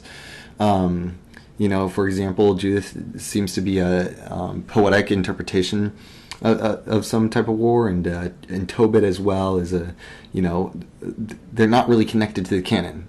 Not that they don't say stuff to the canon, but they're for example, the Wisdom of Solomon. It's named the Wisdom of Solomon as if it's attributed to the great King Solomon, but again, it's most likely it's not actually written by him, and we don't have Hebrew manuscripts for it. It's just made with the Septuagint. And so, very, very few Jews had high views of this Apocrypha comparable to what, Catholics and Orthodox Christians believe today. And it's actually that when the Second Temple was destroyed in 70 AD, the Apocrypha would only be saved by Christians who kept the literature to accompany the scriptures and provide not inspired, but helpful historical context for the scriptures. So it actually wasn't the Jews who saved this, because it wasn't part of the Jewish canon, even though they recognized it as true and as helpful. But it was actually the Christians who saved it as something that they saw as helping them in their understanding of the canon. And Jews today tend not to have as high of a view of the Apocrypha today, actually, because in trying to keep their orthodoxy more homogeneous in their theological opinions, they tended to stray away from these texts that had some again dubious theological claims, such as purgatory, praying for the dead, and stuff such as this, which seemed to be inspired by Greek thoughts that were pervasive at the times of the writing of these extra biblical texts. They're written during the Second Temple, while the Jews were in exile, and there was a lot of influence from Greek culture. You read especially the beginnings of First and Second Maccabees. These are probably the most important apocryphal books. And even the abomination of desolation is seen as referring to these, to Antiochus Epiphanes, who goes and desecrates the temple, at least in Revelation. In Daniel, probably to an extent, but also more so looking forward, and as somebody who comes and desecrates the temple in the same way that Antiochus does in Second Maccabees. And again, these are not in Hebrew. They're only in Greek, and there's some in Aramaic. And now they were regarded by Jews in the same way as being helpful to understanding the biblical text. We do have some of these copies among the Dead Sea Scrolls, such as Tobit, maybe Judith, and I don't think Maccabees. But again, that's not a point to be made for them being canonical, as there was also the Book of Jubilees and the Book of First Enoch, which they would not consider to be canonical. At least it's not a point for Catholic or Orthodox. These contain two major types of work. Poetic books ascribed to earlier biblical prophets, like the letter of Jeremiah and Baruch, the Songs of the Three, which is in addition to Daniel, as well as Bel and the Dragon, which is, again, attributed to Daniel, and the Kings, Wisdom of Solomon. And when I say poetic, I mean like symbolic, not necessarily being like literary poetry, but books that are more, used to describe these people in their days, and written almost as if they are them, to describe what it was like then. And there's some other poetry that's based on earlier biblical wisdom literature, like the Wisdom of Jesus ben Sira. Again, this is another one of the most important apocryphal books. If you're going to read from the Apocrypha, you'll want to read, the two Maccabees and Ben Sira. And to me, I think Tobit is super interesting. Judith is pretty interesting. And, Jeremiah and Baruch were less so, but they're still pretty important. And I would encourage anyone to read these books. They're great. They're awesome. And, like it said, not inspired, but very good for edifying the saints. And then, there are the personal stories of pious Jews in exile, like Tobit, Susanna, which is, again, another addition to Daniel, technically, but it's not really, it's very loosely connected to Daniel, with most people believing that the addition of Daniel coming in at the end, or as well as I remember, is an addition by a later editor of this. And that is an editor of this in the oral tradition, and, not in the sense of the writing, because the writing does go back to the original Septuagint. So that's a little bit of a tangent there. But then there's mythological wars and historical events, such as Judith, as well as theological interpretations of extremely important Jewish events in history, like First and Second Maccabees and additions to Esther, which just make Esther more mystical and give Mordecai some dreams about dragons. And First and Second Maccabees, First Maccabees being, the more just straightforward historical story, and Second Maccabees being like a focusing in on one war and connecting it to biblical stories and making it more mystical and theological in nature. And so those are the two, at least how I see it, the two major types of works within the Apocrypha, which is all of these apocryphal books are added in the Septuagint as well as more. But these are the books that are called deuterocanonical by Catholics and by those that are Orthodox. And actually, before I continue on, I totally forgot to even define what canon is. And so, what is canon? Canon is measure. It's the Greek word for measure, or for a reed, that was used for measuring, and that is what did make it and what didn't make it. What was official, what counted.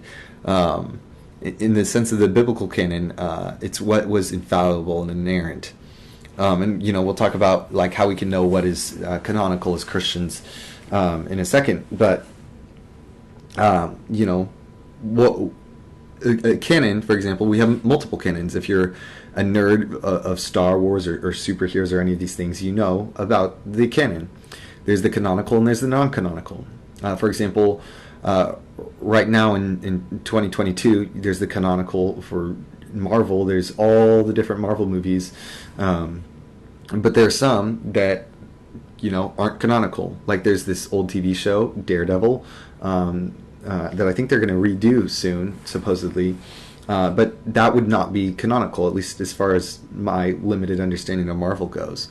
The Agents of S.H.I.E.L.D. that they used to have, I believe they said that it's now not canonical. It doesn't count. You can watch it, and you'll get to understand Marvel better. These series are about Marvel, and for you to enjoy yourself and understand, these Marvel characters better. But when they release the new Daredevil, that will be the canonical, that will be the true, actual Daredevil, according to the creators of Marvel. The same thing goes for Star Wars. There's the movies, there's the TV series, and whenever Disney bought, I think it was whenever Disney first bought Star Wars, or maybe it was a little bit later, that they said that the animated series Clone Wars was not part of the canon. They discluded it from the canon. And so, that's a bunch of different, horribly animated but really cool stories about Star Wars characters like, Anakin, Obi-Wan, his Padawan, Ahsoka, Anakin's, and, a lot of their stories. And that was made non-canonical by Disney. So you could still watch it, and it's the imagination of people of what that would look like. Unlike that, the biblical canon, it wasn't just like, somebody new bought the Bible and made something non-canon. But that's a way to understand it. And, since the beginning, there were, I guess a better way to represent it would be before Disney even bought it. There was the canonical Star Wars films that, once they finished all 6 of them, they were finished. But you could always read the books about the Old Republic, and you could talk to any Star Wars nerd, and he would tell you what was canonical from the movies, but he could also give you the background on Darth Plagueis. He could also go on and, rant about all these different Jedi and, the Jedi Master of Yoda and all these different people. He could just go on about these people that he's read in all the books and played in all the video games and everything. But they're not canonical. And he'll have to add that as a side note. And so this is the canon. And so there's the canon, there's the inside, but then there's also the deuterocanon, which surrounds the canon. And while it's not part of it, it helps us understand it. It speaks to it. It's written by people who were big fans of the canon, loved the canon, didn't see their works as part of the canon or trying to add it on, but to write things that go alongside it for people to, in their own days and later on, to better understand the canon, at least according to their own understanding of it. And then you get on to the pseudepigrapha. Now, the Apocrypha could also be called deuterocanonical. Deutero, you think of Deuteronomy, it means second giving of the law. Deuterocanonical means second canon. It's second to the canon. It's just beside it, but it's not considered part of it. And then you have the Catholics. They would, in the Orthodox, they would agree with that statement. That there's some uses for it that are more appropriate than others for that canon specifically. So there's that Deuterocanon, and then there's also an even further outer circle, which is the pseudepigrapha that goes even outside of that. But is even more dubious to say. And the pseudepigrapha by Catholics and Orthodox, they'll sometimes call it the Apocrypha, because to them that's the Apocrypha, and what is to us Protestants, the Apocrypha is the Deuterocanon. And they define this as the Deuterocanon in the same way that we would that. Sorry, let me retract that statement. That's not true. But they would see it as going alongside to help us understand it, although, of course, they see it as more dubious than even we see the Apocrypha being dubious. But the pseudepigrapha is a false, it's Greek for false text. Pseudo, false. Graph is a text. It's a large set of extra biblical texts that are not inspired, or even in the Apocrypha. But the writings and traditions attributed to some extent to much earlier Jewish patriarchs that were written in the Second Temple period and a little bit later. The pseudepigrapha should not be understood to have some very clear univocal stance, or to be read as if anyone grouped all the texts together. In fact, many different pseudepigraphans, that's a single pseudepigrapha, outright opposed other pseudepigraphans. You could definitely very easily see, one pseudepigrapha that said something that was completely different to another. In fact, the very term pseudepigrapha is much broader and blurrier than that of the biblical canon or of the Apocrypha. which is sort of flexible, as some would debate about whether some texts are apocryphal or pseudepigraphal. Some would include Jewish, historical Jewish accounts or literature, or they might not count it as pseudepigraphal, whether they saw it as apocryphal or even outside the pseudepigrapha. And so, because of the blurry boundary of the pseudepigrapha, statements made about the pseudepigrapha should be taken as generalities and not really absolutes. One text could be seen as a pseudepigrapha or just not a pseudepigrapha, just outside the pseudepigrapha as a whole. It could be like Josephus. Some people might see that as pseudepigraphal, his retelling of the biblical story. And by the way, that's another detail to add that I'll go in depth on in a little bit, is retelling of biblical stories that may not even align with the Bible. Continuing on, the pseudepigrapha does not exalt any one theological opinion on any issue. It's written by many different Jews in many different times with influences by many different cultures. So, the point is the pseudepigrapha is referring to a whole bunch of different texts written by wholly different Jews that had many different views. At the time of the exile, Judaism kind of fractured and split off into many thousands different beliefs, right? Almost like the Protestant church. You got Methodists, you got Presbyterians, you got Remonstrants, you got Baptists, you got the whole thing. And then within each one, you got more mainstream Methodists, you got evangelical Methodists. Within, you could just go on and on forever. Dispensationalist, inaugurated eschatologist, all of these different things. And so it's the same thing with Judaism, with exile, just completely splintered off. And so it's not that the pseudepigrapha was written by any Jew to say, hey, here's the orthodoxy that all Jews agree on. They wrote about their own orthodoxy and promoted it as their own. So each one exalts its own theological opinion, of course, and way of reading the Bible to get to that opinion, not in a very direct way, such as people write today scholastically, where, here's the doctrine, here's what we believe, and here's why you should believe it, but by retelling stories of the Bible. So different Jewish groups would tend to read different groups of texts from the pseudepigrapha that would generally have the same views. So you get the Qumran community that produced the Dead Sea Scrolls, which we talked a little bit about earlier in this episode, for example, and they were found to have produced copies of sections of First Enoch, Jubilees, the Testament of the 12 Patriarchs, and more. But they didn't necessarily, agree with or even hold. They probably outright opposed many other pseudepigraphans. And because of the many differing views held in the pseudepigrapha, some provide more majority views and better context for the culture and theology of the time.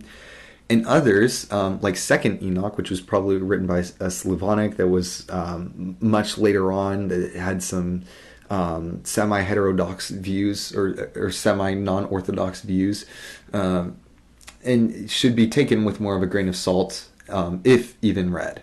There are more important pseudepigraphans than others. One that's the most popular is First Enoch. Most people today call it Enoch, but there's many Enochic traditions, and this functions very different from the numbering scheme that we have in the canon. Don't think like 1 Samuel, 2 Samuel, 1 Chronicles, 2 Chronicles, one follows the other, but think sometimes for First Maccabees, Second Maccabees, it's like one is one story, and then the second one is a zoomed in telling that's a replay of one in more detail. But then the thing for First through Third Enoch, it's more like one Enoch is one version of what some Jews believe to be Enoch's story, and that's what's usually just called Enoch. But there's still Second Enoch that's written by the Slavonic, less Orthodox Jew, if you can be less Orthodox of a Jew. And then there's the Third Enoch that's written much later, well, depending on your dating, by what today would be considered an Orthodox Jew that kind of tries to disprove this whole idea of two powers in heaven, that is a wholly different debate. And so it's more like competing different views. And that's kind of just speaks to the sense of what the pseudepigrapha is. And it's the same thing with Baruch, and a lot of these pseudepigraphans, there's many different versions of them that aren't really one after the other, but different, written by different people. So again, the Eastern Orthodox, they owned some books that were even outside of the Apocrypha, like First Esdras, Third and Fourth Maccabees, and Psalm 151. These would be considered pseudepigraphal by probably even like Catholics as well as Orthodox. And again, while they're not inspired, they provide good context and insight into the development of Jewish thought on extremely important theological ideas when they're read very carefully and understood that they're not inspired and inerrant understandings of the scriptures. And while few Jews, like very few Jews, seem to think the Apocrypha was inspired, even fewer seem to think that the pseudepigrapha was inspired or any part of it. Because again, it's not one unified body of literature. It's more of a type of literature that many different types of literature fall into. And so I just wanted to talk about a couple of different major types of pseudepigraphans. And this is based on my own reading from Charles Worth's edited copy of the pseudepigrapha, his compilation of different editions and translations of the pseudepigrapha. And the first is apocalyptic literature. Apocalypse is Greek for revelation, not about like the end of the world, but something being revealed. They do tend to talk a lot about the end of the world, but it's more about a revelation. And they usually told of some important biblical character being taken down or being taken up through the many heavens. There are more than one, and that's to be explored in a completely different podcast episode. But they're taken through the many different heavens to explore them and to come down with some exhortation because of the things that they were supposedly shown by God that would come. So examples, 1st through 3rd Enoch, 2nd through 4th Baruch, 1st through 2nd Esdras, and that's based on a specific scheme of calling Esdras that's super complicated and left in the notes, and etc. There's many more. And although Revelation is biblical and not pseudepigraphal, it is also apocalyptic literature. Apocalyptic literature also likes to talk about the end of the world. It's extremely symbolic and extremely hyperbolic. Whenever it gets a chance, and it has a number, whether it's like a weight, a measurement, a length, it's going to make it big. And it's going to use a number that's significant and that's tied in. These are all tied in with repeating patterns in the Bible, and they're showing you how to read the Bible by connecting different things. And they connect them differently, and some may disagree with the connections made by the other ones. And that's why, Jews, they were non-confessional, so they weren't about writing out, this is what I believe and why I believe it. But they were all about producing during the Second Temple, and this is why all our pseudepigraphans and apocryphans and extra biblical literature come from that time. Up until that time, almost nobody even had the ability to write whatever they wanted. You had to have about a 10% literacy rate, and then within that, at least in Moses' time, if you wanted to write something, you had to get clay, write on it, bake it. And, who on earth has the materials to do that, let alone the literacy? But then with the Hellenization, that means the Greek culture taking over and pervading, there came to be the greater ability to write stuff. And so that's when we have an explosion of literature that's extra biblical. And apocalyptic literature, that's like probably the most important and popular type of literature found in the pseudepigrapha. And then you also have testaments that usually had the account of the last words, a confession of their past sins with exhortation and warning not to commit such sins. These last words of important Jewish patriarchs to their children. You have the testament of the 12 patriarchs. That's Jacob's sons. That's the most popular and most important today, probably, of the testaments. as well as of the three patriarchs and the Testament of Moses. By the way, the Testament of Moses is extremely interesting because we have, I believe there's many different names for it. I think they call it Apocalypse of Moses, all these different things of Moses. We have this manuscript existing today that talks about that. And the book of Jude from the New Testament, second to last book of the Bible, actually talks about something being written in the book of Moses, the Testament of Moses. But our Testament of Moses manuscript actually doesn't align with that one. Maybe because Jude was referring to an oral tradition, or he could have been referring to a complete manuscript, because our manuscript is lacking significant parts. Because again, the pseudepigrapha isn't as important as the Hebrew Bible. It wasn't like copied and transmitted the same way, because all Jews held on to the Hebrew Bible, but there were varying different beliefs about the pseudepigraphans, and people could have disagreed and not wanted to pass stuff on. Or it could have been a later tradition or an earlier tradition that was redacted or interpolated, like added on or taken away as it was developed. But Jude does refer to the Testament of Moses, and it also refers to First Enoch, and actually directly quotes, I believe it's the very first part of First Enoch, about him coming down to judge the righteous and the wicked. I believe that's the part that it talks about. And I do want to make a side note on that real quick after I explain the different views on the role that the pseudepigrapha plays. If you couldn't tell, this is one of the most interesting parts to me, is the pseudepigrapha and the apocrypha, as I'm currently reading the pseudepigrapha right now in 2022. So those are testaments. Then you have mythology. Well, real quick, let me share testaments. In the Gospel of John, the last half of it is pretty much the testament of Jesus before he dies. It's the Last Supper, and Jesus is going on for chapters and chapters and chapters.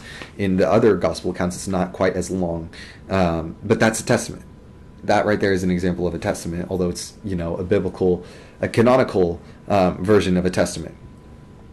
Then you have mythology that usually retold the Hebrew Bible stories instead of adding on little details to them, and it expanded them entirely, as the focus of the text, rather than telling the story through the perspective of a famous biblical character that does not focus on any biblical account of them at all. There's Jubilees, the martyrdom and ascension of Isaiah, pseudo-Philo, etc. And so a lot of these, they'll retell the Bible stories. Jubilees is called Little Genesis because it goes through the whole book of, it goes through the whole Torah. But it changes things, and it feels free to, I believe it's Jubilees that talks about God creating the angels on the first day, and trees and plants and a bunch of different things.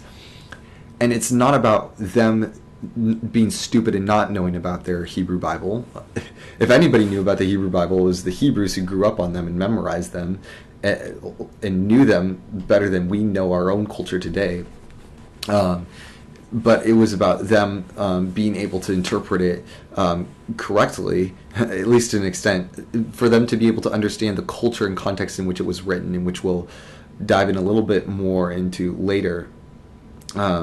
But understand that it's, they felt free to rewrite some parts, not rewrite the Bible itself, but rewrite their own interpretation of the Bible, and to, make it make sense within their culture today, just like we do today, whether right or wrong. There are many people that do that. And for example, I'll get on to this in a later episode as I keep on talking about. But for example, there are many Christians who today read the Bible as if it supports the round earth, and there are many who, and that's something that's, something that's pretty, it's within the past over 2,000 years ago that we found out that the earth was round. I think 2,300 or 500 that it became pretty standard knowledge, but that's something that, a lot of people read and interpret the Bible by. There are those of us that are fine with reading the Bible as interpreting the earth as being flat. But, and again, I'll get into that in a little bit. There's many different interpretations that we try to make sense of things within our own time and context, and we focus on the things that are most applicable to our culture, and that we find to have the most relevance. Whether or not they actually do have that relevance is a wholly different debate. But 6-day creation to us today, a worldwide versus a local flood, as if those are the only two options. All these different things. It's the same way for these people, and sometimes we can kind of guess where these people were, what they believed just by these writings, and that's important to take into account as we read those writings. And so that's kind of a cyclic way of understanding these different texts. But that's on the mythology of the Bible. And then there's the historical letters and writings that provide context for now Second Temple Jews. They provide context now for Second Temple Jews are sometimes understood to be pseudepigraphal. Although we know that they are written by the person who claimed to have written them, sometimes, we have like the letter of Aristeas, which talks about in great depth about the Septuagint, how it was made, those that wrote it, and the wisdom that they had. The Jewish War by Flavius Josephus, much of Philo of Alexandria's works, and etc. Some may not include that in the pseudepigrapha because we know who wrote it, and some might. And again, I just wanted to go back to, it's called pseudepigrapha because these are attributed falsely to people. If you're going to write a book that, explains your theology, then there would be no reason to write it as if it was written by Bill, and, Bill is just some random guy in the year 1500 BC. No, you want to write it as Moses, or you want to write it as Enoch, or you want to write it as Baruch, Jeremiah's scribe. You want to write it as someone important. And so that's what they did. And so the last part of this I wanted to jump into is the purpose of the pseudepigrapha, and talk about many of the different views, because there are many different views on how scholars seem to view the pseudepigrapha. And some scholars, they claim that the pseudepigrapha contains books whose authors would have claimed to be inspired, biblical inspiration, although it's directly mentioned only in 2 Timothy 3:16, was actually a Jewish belief that was held beforehand, and we know that for certainty. There are books that talk about it. I believe one of the Esdraic pseudepigraphal writings actually mentions it itself and talks about the canon, but that is a view that they had. And so there are some people that believe that the authors of these pseudepigraphans use these fake names in a way to try to get their book added into the biblical canon, and kind of as a propaganda of their own views. Many arguments for this view are that the development of the idea of the biblical canon was starting to develop around this exilic time anyway, and so supposedly some Jews authored texts that they wanted to have added into the canon to push for their own theological views. Again, almost like propaganda. Now, the very fact of the false attribution of the text to a tradition from an actual biblical character makes the entire text invalid and not credible. Many of the texts in the pseudepigrapha claim that they are the words that God had given to earlier patriarchs whose oral tradition had been passed down to the author and only inscribed then. For example, I believe First Enoch, which is actually really 5 different works by 5 different authors in different times and places, but they got put together by a final editor. There's one of those books that claims that Enoch himself had these, they're all claiming to be by Enoch, but this one claims that Enoch took this book, wrote it, was told to write it by God and to bury it under the earth, and it was dug up by the author. And, people in those days weren't idiots. They weren't stupid. They weren't like, oh yeah, I totally believe that. But, to add some validity to that, of course the authors would want their views to be added in, but that doesn't mean that they saw them as inspired, really at all. And that, again, that's just one redactor, one redaction. That doesn't mean that that carried all the way through, and that's one redaction in a work that's made by multiple parts by multiple different authors in multiple different places and times. So that's a view that I actually don't really agree with, and so I may not be able to fairly represent it. But then there's the other popular view that scholars take today, that the pseudepigrapha is largely the way that Second Temple Jews most often communicated their own biblical theologies and understandings of the Bible and God. And so many arguments for this view are as follows. Because of the very late writing of these texts that claim to have their origins from the patriarchs and other biblical authors, Jewish communities that would have received and read those texts would have been well aware of this pseudonymous authorship and purpose. You get a writing in 300 BC and or 150 or whatever, that's claiming to have been from 5000 BC, or I don't know exactly the date that Enoch has supposedly lived according to the genealogies, but that's quite a gap. And living in an oral tradition where all this stuff was passed down, you think you would have heard about this. And again, these Jews aren't idiots. They're people. They're common sense people just like us. And just because they see a link to an article doesn't mean they say, oh, this is valid. And they don't just read a tweet and be like, okay, this is a valid opinion and this is the scientific truth. They were able to come to their own based opinions on, based on the facts and the logic surrounding them. So most extra biblical texts, such as the Apocrypha, they're written during the Second Temple period, not necessarily because Jews wanted their texts added to the canon, but because they wanted for their theological values to survive in a syncretistic environment in which they had been exiled to. You have to put yourself in the shoes of these Jewish exiles who were living in a time that was, very, very many different beliefs. You want for your own to survive when everybody else, at least according to you, it feels like, is just syncretizing with the culture, mixing with the culture. And so how do you do it? Of course you do it through what you already love to do, write an exposition of the Bible, or a mythological or apocalyptic or historical account of the Bible itself. And many pseudepigraphal texts, they claim to be the Word of God because of the strong opinions of their authors and the desire of others to share that view with them, and not necessarily their literal opinion that their text was the view of God. You really can't take that view, because within the Dead Sea Scrolls themselves, they have parts from First Enoch and parts from Jubilee that, if you were to take it all literally, they actually end up contradicting one another in their stories. Because again, the pseudepigrapha is a broad, blurry, blurrily defined concept, and so even these pseudepigraphans that were written by Jews that were closely related in theological beliefs, they still contradicted in the creation accounts, maybe in minor details, and what was created on what day and how it was made.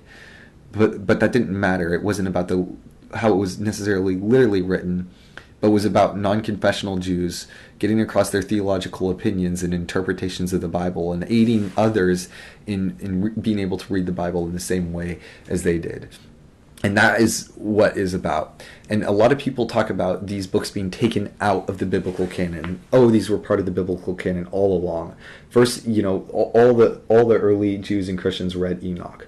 Well, Jude, let me go back to the Jude thing, because this all ties in real nice and neat here, is that yes, all of the early Jews and a lot of the early Christians and church fathers who were even Gentiles read these texts. But that doesn't make them more valid or canonical, any more than if everybody today started becoming a nerd and geeking out on Star Wars and reading all those extra Star Wars canonical texts. And in the same way that somebody could talk about Star Wars and explain Darth Vader and his history in between 3 and 4, that wasn't talked about in anything canonical at all, but they could refer to a book and quote a book that talked about that time in between that was deuterocanonical, or maybe even fan fiction themselves. They could totally use that. And many times the canon itself actually bases itself on deuterocanonical truths, right? Like, for example, the new 6, 7, and 8 Star Wars. I say new. It was new in that time. For a long time, I remember before 7 came out, that this whole idea of Han and Leia going and getting married and having children, that wasn't even a part of 6, but, was pretty well accepted. And it became true in the 7th episode. Now, it wasn't entirely true, his son became a Sith, and, I don't think that's how it worked out. It may have been in some of the texts in fan fictions, but that doesn't add the canonical value to the original text that it was based off. What it does do is it nods to the people who are already there, already had their interest and their knowledge of Star Wars, and it nods to that, and it says, congratulations, you got there, and this is how, the Star Wars universe works. And it's the same thing with the Bible. And Jude going and referencing those texts is not validating them as being canonical. It's saying these people knew how to read their Bibles, and they grew up on them, like every other Jew in that day. And, him and everybody else had read Enoch, as well as all the other pseudepigraphal literature that actually contradicted with Enoch in ways that they were very well aware of. But again, it wasn't about making it canonical. It was about referencing it. Just as many times today we can reference things that we don't fully agree with, but that for some part we may agree with. And so, that's why you have all throughout the Bible, there's a lot of things, ideas that are based on pseudepigraphal ideas, and that help you to better relate and tie in and hyperlink New Testament to Old Testament. The idea of the Watchers, or I think they're called demons in the New Testament, but they're called Watchers in the pseudepigrapha, being chained in deep darkness at the bottom, and talking about Jesus going and preaching to them. I believe it talks about that in 2 Peter, in the days of Noah. That's in Enoch, and all the pseudepigraphal stuff. That's actually quite prevalent, especially the apocalyptic literature. And it's, again, that's a common thing among the pseudepigraphans, and it's just saying that these people had an understanding of the culture and their time because that's what they grew up in. And it's nodding to these people, but it's not saying that it was valid. This wasn't something that was taken out of the canon in the same way that this isn't the same as when Disney bought over Star Wars and all of a sudden it took out the Clone Wars. In fact, Enoch is actually a good book to read and to get a better understanding of the Bible if you understand what it's trying to do and how it's interpreting the Bible. And instead of taking it as something that's a literal rewriting of the Bible and overthrowing its authority. And so that's a quick rant on that whole thing. This was never seen as overwriting the Bible or trying to add itself to the Bible. A lot of these that even claim to have been, commanded by God to be written down, like this Esdraic account, actually refer to the 22 book, it may be 24, I forgot, but 22 or 24, I think it's 22 book Hebrew Bible canon. There's a pseudepigraphon that actually backs that up and fights for that, but then talks about, God relating to it. It's one of the Esdraic accounts that, is super complicated to relate to, but you can definitely find in my notes at thebabylonian.com. And so that's the canons, the proto-canonical, the deuterocanonical, the non-canonical. And so the next thing that I want to do is I want to get into what the Bible really is. I want to talk about what is the Bible, specifically the TaNaKh, and then after that I want to, go back into the canon and the Deuterocanon and why the Deuterocanon isn't a part of our official endgame canon.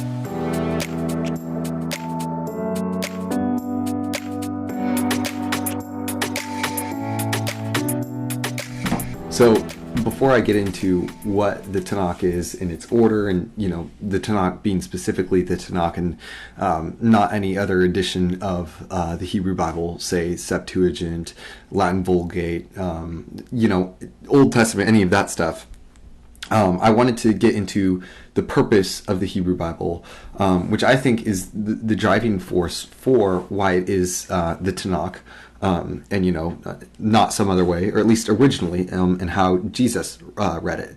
And then after that, I'll go back into canon, and proving, or at least explaining why I believe that the canon that Protestants hold it should be the canon, of course, with the reordering of what we call the Old Testament to be the TaNaKh. And so first, remember from the episode beforehand, we talked about what the Bible isn't. Well, in this, we want to talk about what the Bible is. And so if you haven't already listened to the episode before this, in this season, then you're going to want to go back and listen to that episode and then come back here, because, we always have our own presuppositions and our own thoughts about what things are before we come to the text. And so it's important to understand and realize and name those fallacious presumptions before we push them onto the text, or even before we come and learn what the text really is in the first place. And so the question still stands: what is the Bible specifically, or even the Hebrew Bible? But really, this applies to the whole Bible. First, you open up the Bible to the very first page, to Genesis 1:1. And what does it say? The first couple of words, it says, in the beginning. In the beginning. And then you flip your Bible to the very last page to Revelation chapter 22, verse 21, and you read the very last two sentences. And it says, "The grace of the Lord Jesus be with God's people. Amen." And so, what is the Bible? Well, first of all, the Bible is a unified story. It's one whole story from front to beginning. Now, some people, they may wonder, why is the Bible a story? Or, why isn't it a book of laws? Or why isn't it a bunch of theological essays? If you do wonder that, that's all stuff that I explain in my episode beforehand on what the Bible is not and why it is a story. But as we just saw, the Bible is unified. And it was passed down orally, compiled, and put together by people with a like mind, hyperlinked and connected between different texts. And we'll learn more about that in a later module or podcast episode. But it's one story from beginning to end that's entirely and completely connected one to another. So the Bible is a unified story, but what unifies the story? What is the story about? What is the main message? All stories have messages, but what is the message of the Bible? Well, you read in the book of Luke, before Jesus is going to die, in chapter 18, verse 31, Jesus takes the 12 disciples aside and he tells them, "We are going up to Jerusalem, and everything that is written in me by the prophets about the Son of Man will be fulfilled." Now, the Son of Man is Jesus' favorite way to talk about himself in the third person, and it's quoting from Daniel 7. This, son of just means of the class of, so it means like human person, and it talks about this Son of Man that's exalted and seated at the right hand of God, And so Jesus says, we're going to Jerusalem, and everything that's written by the prophets about the Son of Man will be fulfilled. He will be delivered over to the Gentiles. They will mock him, insult him, spit on him. They will flog him and kill him. And on the third day, he will rise again. So that's what is written by the prophets. It's about the Son of Man. It's about him being suffering and dying, and rising again 3 days later. And he explains this thing all throughout all the gospel accounts, and it gets clearer and clearer as he gets closer and closer to Jerusalem. But even on the road to Emmaus, after having resurrected, it talks about him explaining the Hebrew Bible once again. It says now in chapter 24 of Luke, verse 13, it says, "Now that same day, two of them were going to a village called Emmaus, And again, that is the village where Maccabees, they took over that village, and that was a strong point, is very important in the Maccabean revolt, and it became a picture of who the Jews looked for a Messiah, this warrior king that would come in and destroy the nations and make them rise and reign in their kingdom once again. And so as they're on the way to that village, about 7 miles from Jerusalem, they were talking with each other about everything that had happened. And as they talked and discussed these things with each other, Jesus himself came up and walked along with them. But they were kept from recognizing him. Now, remember, Jesus, he's just risen from the grave at this point, and he's walking with them, and they don't recognize him. And he asks them, "What are you discussing together as you walk along?" And they stood still, their faces downcast. One of them, named Cleopas, asked him, "Are you the only one visiting Jerusalem who does not know the things that have happened here in these days?" And, he plays stupid. He says, "What things?"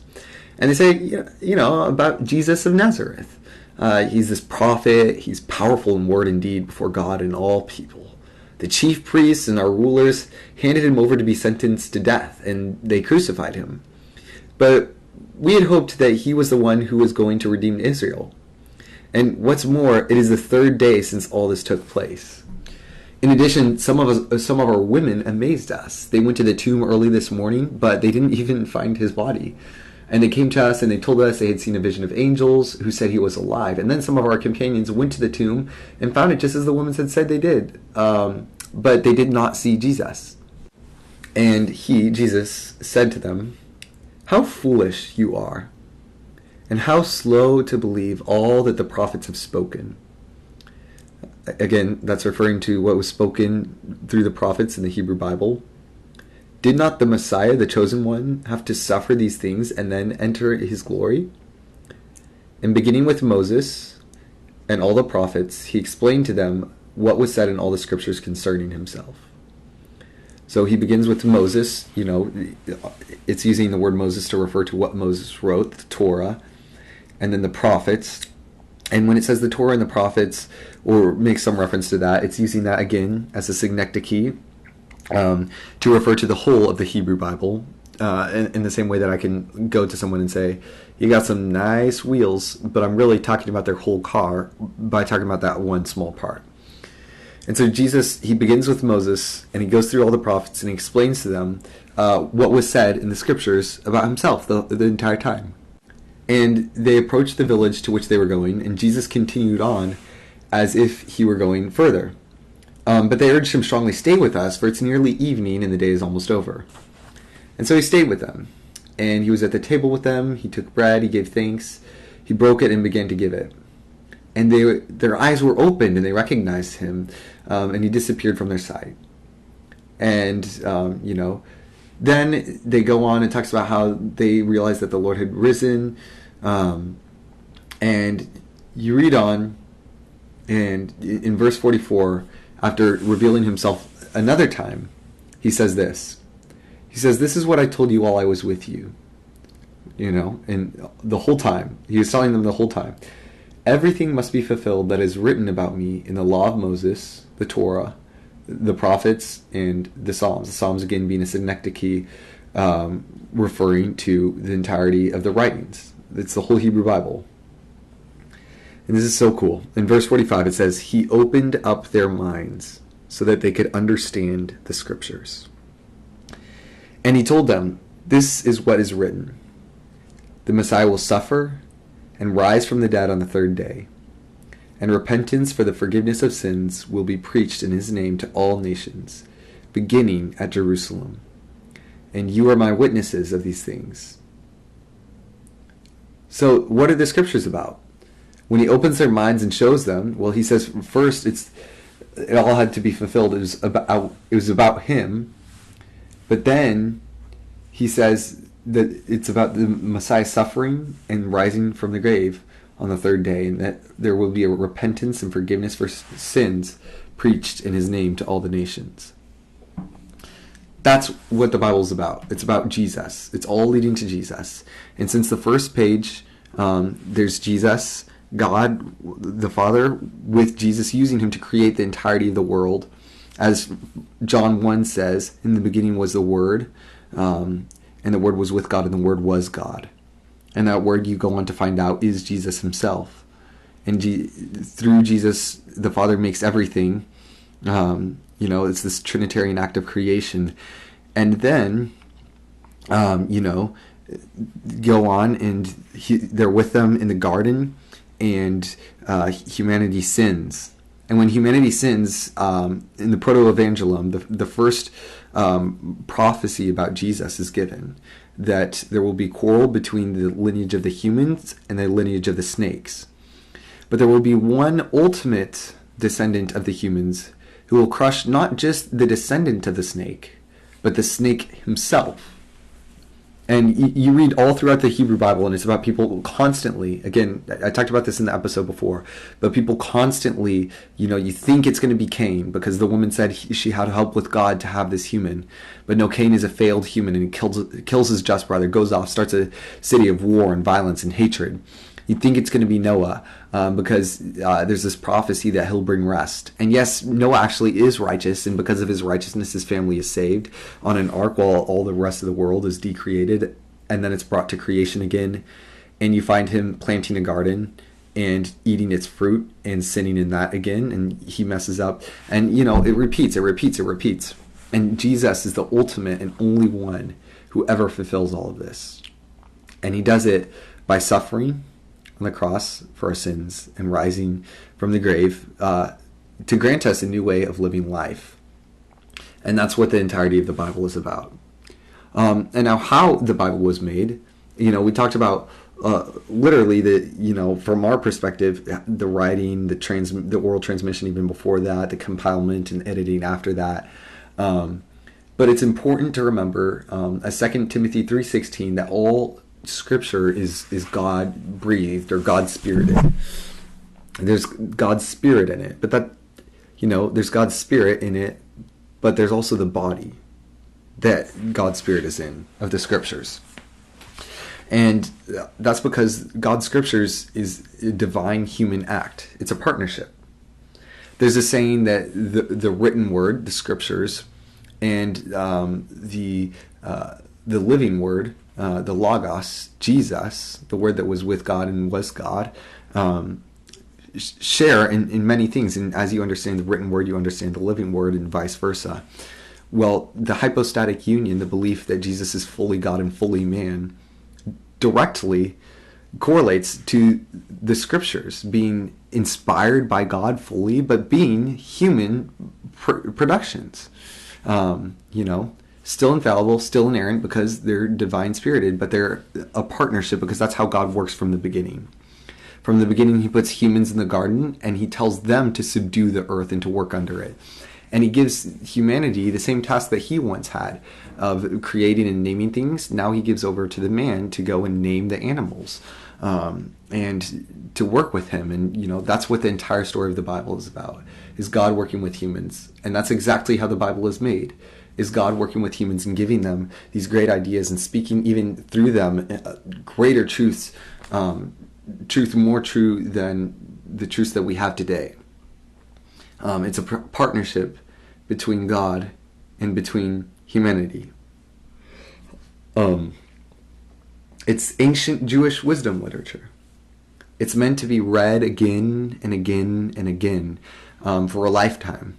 Because the more and more that you read it, no matter what level of scholarship or understanding you have of it, if you put in the time to lectio divina, which I'll talk about in a later episode, if you spend the time to try to understand what it is, and what it is that God wants to say to you through it, then that's the purpose of the Scriptures. God speaking through His Scriptures to you about Himself, because it's a story about Himself. And so not only was it a divine partnership in its creation, but in its coming to us, in its revelation to us. Yes, it's God's word to us, but that doesn't take effect unless we come and we read it and we read it with an open heart, mind, and soul, and we're praying and we're ready to receive it in the same way that the authors were praying and ready to receive what God had to write for them and to actually write it themselves. It's the same way. And, so many people are familiar with the doctrine of inspiration, the scriptures are infallible and inerrant, and that God made them so that they won't be wrong, erroneous or anything. But not as many people are familiar with the term illumination, which is God's Spirit speaking through the text to us. And that's what it is. It's about providing us wisdom. It's all written by Jews because that's God's chosen people that he chooses to work with.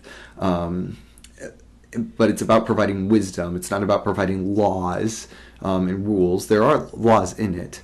But the purpose even in that is the underlying wisdom and the principles for it. Even in Proverbs, there are Proverbs that talk about, pretty much you work, you get what you worked for, you reap, you sow. There are some people that work really hard and they don't necessarily get everything out of this. And, this is a little bit of a bunny trail. But it's general principalities and it's wisdoms and way of knowing how to live our lives. And if the Bible was a list of rules of how to respond to each and every different scenario and each and every single context, that wouldn't be any more helpful to us than a story.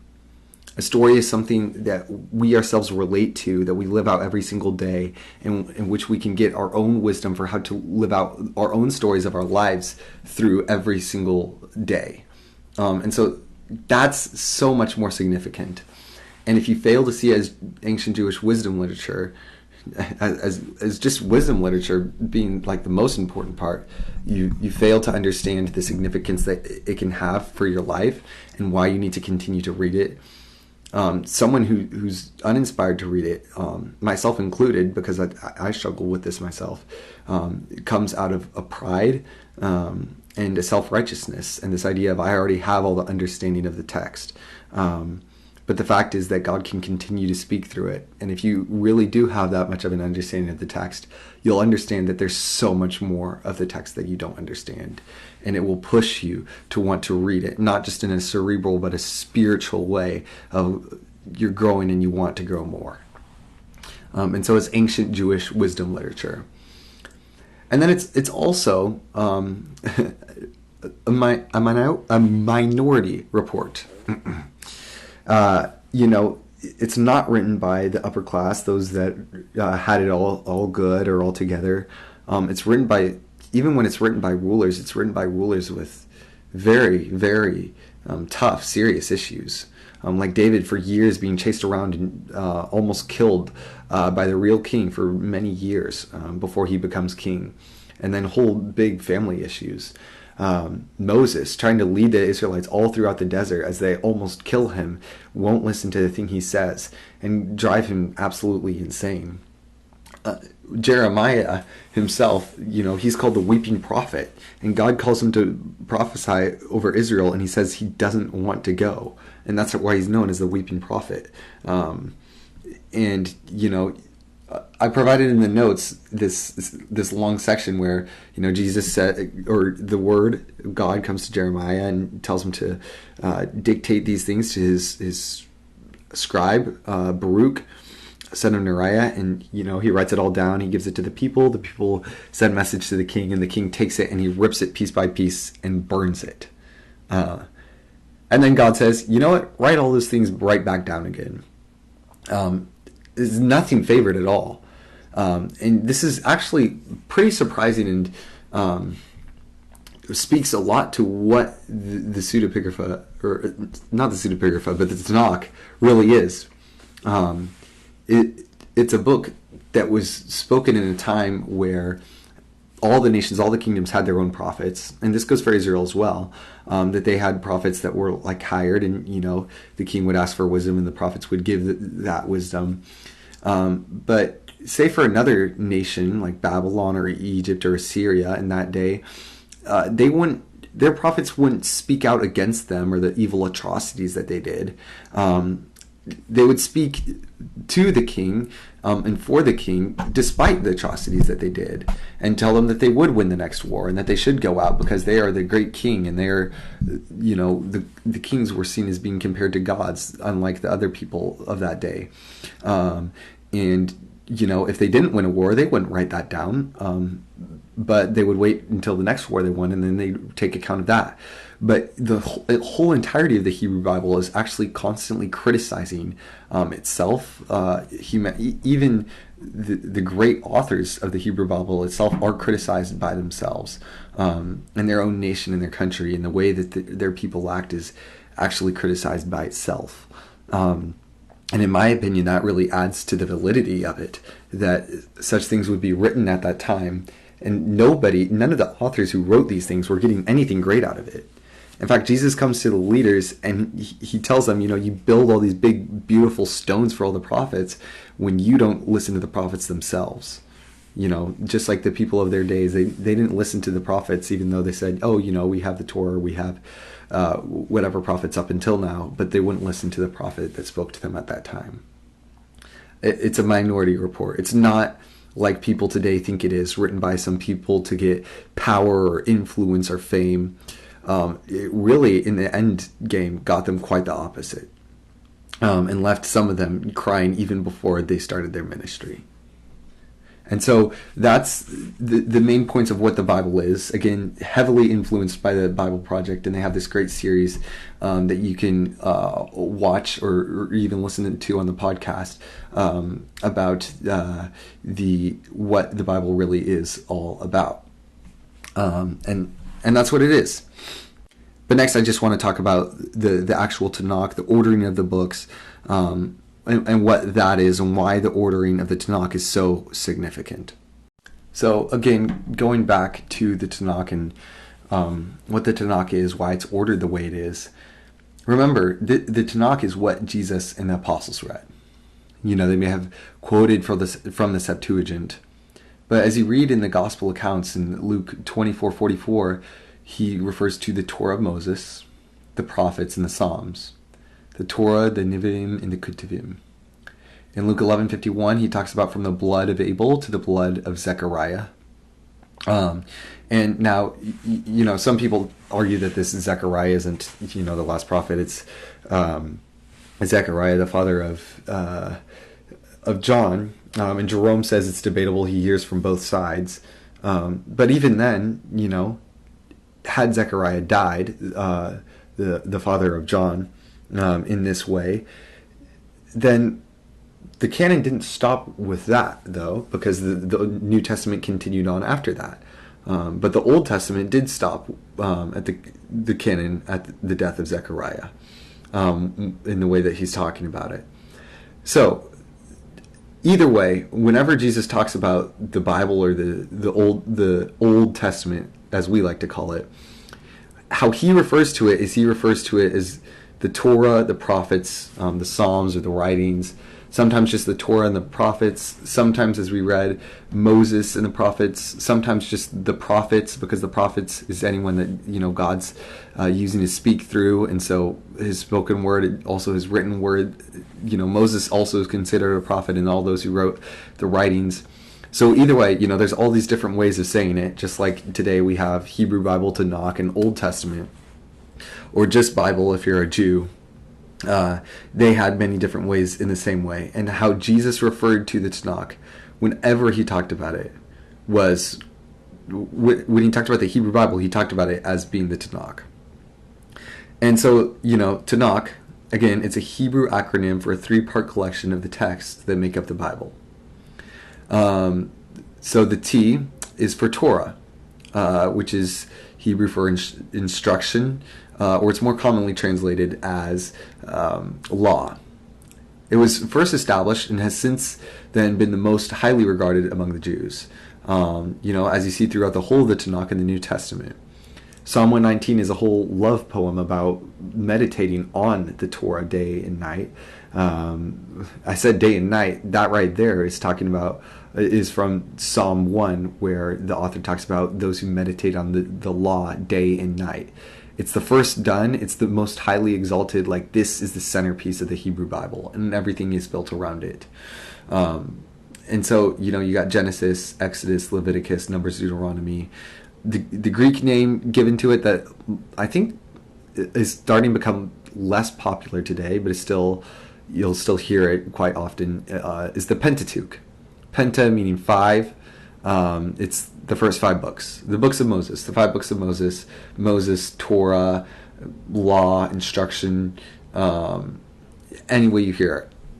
That's the center of the Hebrew Bible. And then you have the N, which is for Nevi'im, or prophets. It's the next established section of the canon and is generally seen as next to the core of the canon, the Torah. But, again, because it's not the core, it's not as revered necessarily. It's more referred to, those who spoke on behalf of God to the people of Israel. It's divided into the former prophets, what we today call the historical books, based on the ordering of the Septuagint, although it probably wasn't even called that, and into the latter prophets.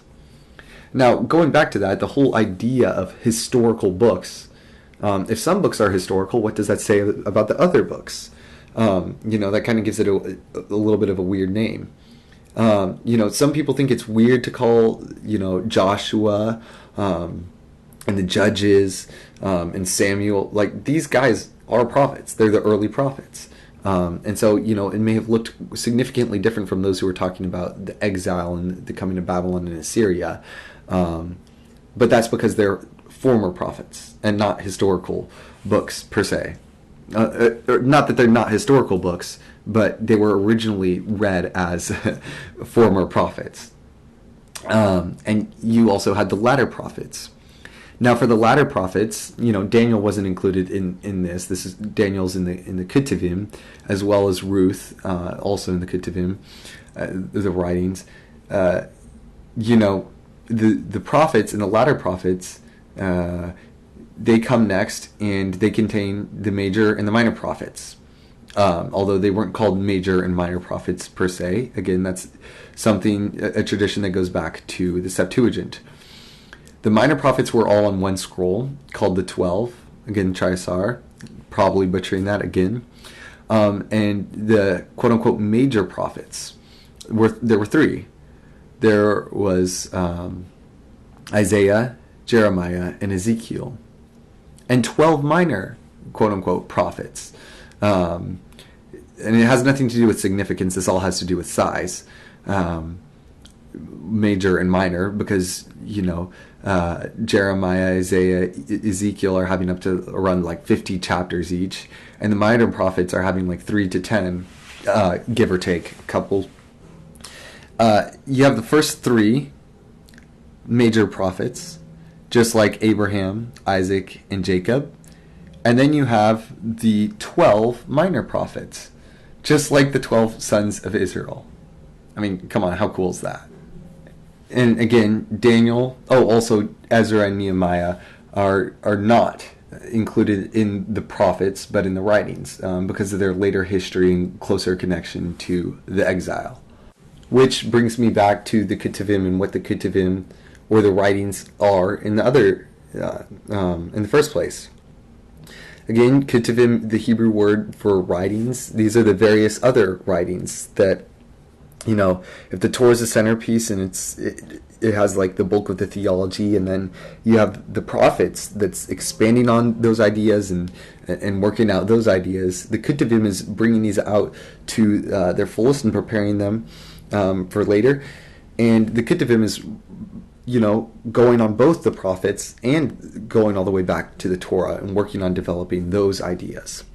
Now, it's kind of offensive, at least to my earlier self as I was learning this, that the prophets aren't placed last. Because for me, the prophets were only the people who came and preached and said, you guys are bad, you're doing bad things, you need to do good things, and Jesus is going to come. And of course the prophets went last, because the prophets were the people who talked about Jesus coming. But when you come to first see, as I just talked about, that the Bible is talking about Jesus from beginning to end, and that Jesus was there in the beginning with the Father making everything, through whom all things were made, and that Jesus was prophesied on the third page, and you see the constant failure of humanity to live up and be that person to crush the snake, but God continuing to work in and through them. You start to see that the prophets, all the people that wrote the Hebrew Bible are prophets in their writing of the Hebrew Bible itself. But that's just not the view that the biblical authors had, or those that compiled the earliest traditions of the Bible.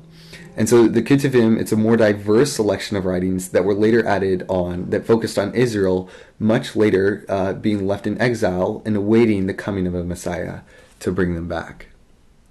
It contained the poetic wisdom literature, as well as the megalith, which it's referring to 5 books: Song of Songs, Ruth, Lamentations, Kohelet, or Ecclesiastes, and Esther.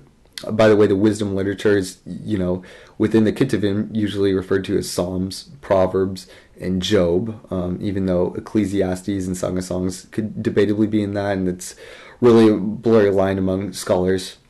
But continuing on without getting super deep into that, the megalith is those 5 books specifically because they're read during the major Jewish feast days. And then there's the prophets of the exile, Daniel and Ezra, Nehemiah, and it ends with a recap of the story up until the exile, awaiting for someone to bring the people of Israel back, and that is Chronicles. It contains the same books we have in our Old Testament. The Hebrew Bible being the scholarly term for the books contained in the Old Testament, TaNaKh, are not usually presuming an order. It's in a different order, but it's in a different order. And so that is talking about the whole of the Hebrew Bible. It's the same thing as the Old Testament, but in a different order. But jumping into that, a couple of changes. I've talked about these throughout, but I want to put them all in one place and have my notes in front of me to make sure I'm mentioning all examples of this. But some of the texts that were once contained on one scroll were separated by the translators of the Septuagint. So the 12 were separated into the minor prophets, 12 different scrolls. Samuel was separated into 1st and 2nd Samuel, Kings to 1st and 2nd Kings, Chronicles to 1st and 2nd Chronicles, and Ezra, Nehemiah to 1st and 2nd Esdras, or depends on your turn, the edition of how they named that, because the Vulgate and Septuagint and all those different things had complicated names for it. But, today we call them Ezra and Nehemiah. And some texts had Hebrew names with different meanings from the names given by the later translators of the Septuagint. So, for example, the very first book, Bereshit in Hebrew, means beginning, just like it does in Greek. But the second book in Hebrew actually means names instead of Exodus, which is about leaving a place. The third book is called is the Hebrew word for "and he called," instead of Leviticus, after the Levitical priests and line. The next one is called "In the Desert" instead of Numbers, which, in my opinion, is a much more boring name, Numbers. And then the last one in the Torah is Words instead of Deuteronomy, which is a Greek word just taken over, meaning second giving of the law. And Ecclesiastes is Hebrew for preacher instead of Ecclesiastes, or the Kohelet actually is the original Hebrew. And again, I'm very well maybe butchering that, but it means preacher instead of Ecclesiastes, which means speaker. And so that's the TaNaKh, more or less. That's some of the most notable stuff that I wanted to mention about the TaNaKh. The full order of the TaNaKh and the splitting up of it is listed in the notes here, actually. Let me see if I can find it real quick, because there's just so much. Under the development of the Hebrew Bible canon and order chart, you have the TaNaKh actually right next to the Septuagint, which, if you're reading a Bible and there's a notes in it that says LXX, those are the Roman numerals for 70, or the Septuagint, and right next to the Christian Bible as well. And so that's that's the TaNaKh. That's the ordering of it, why it's ordered the way that it is.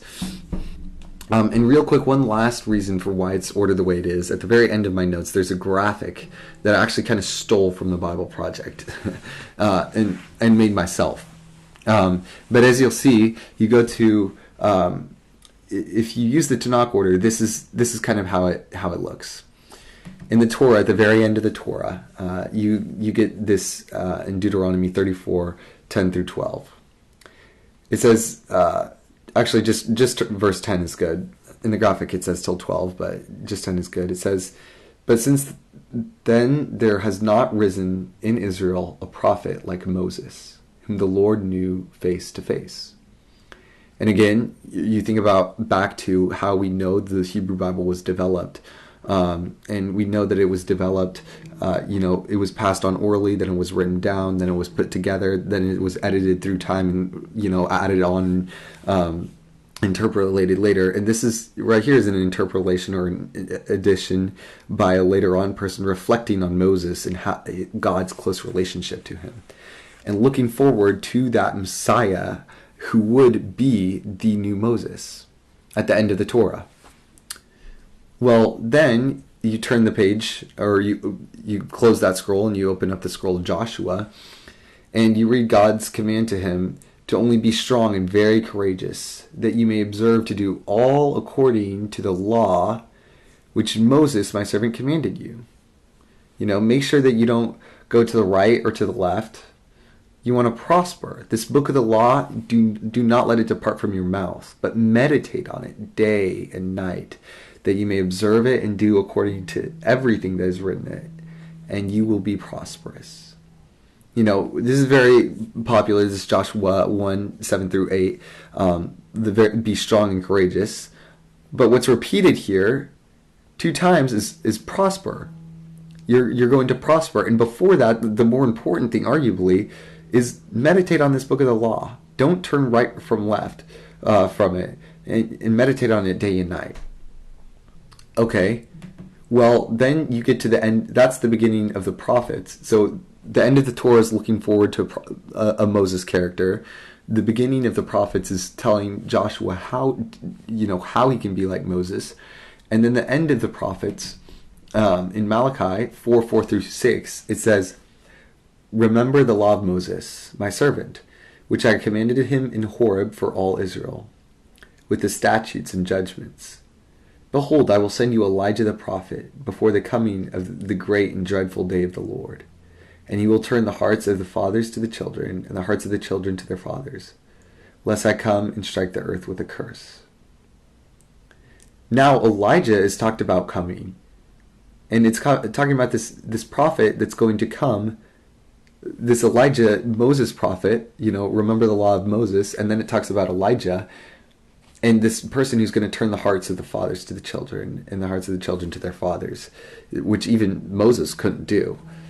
And so that's kind of continuing and connecting on to the end of the Torah. The end of the Torah is linked to the end of the prophets. And the beginning of the prophets is linked to the beginning of the writings.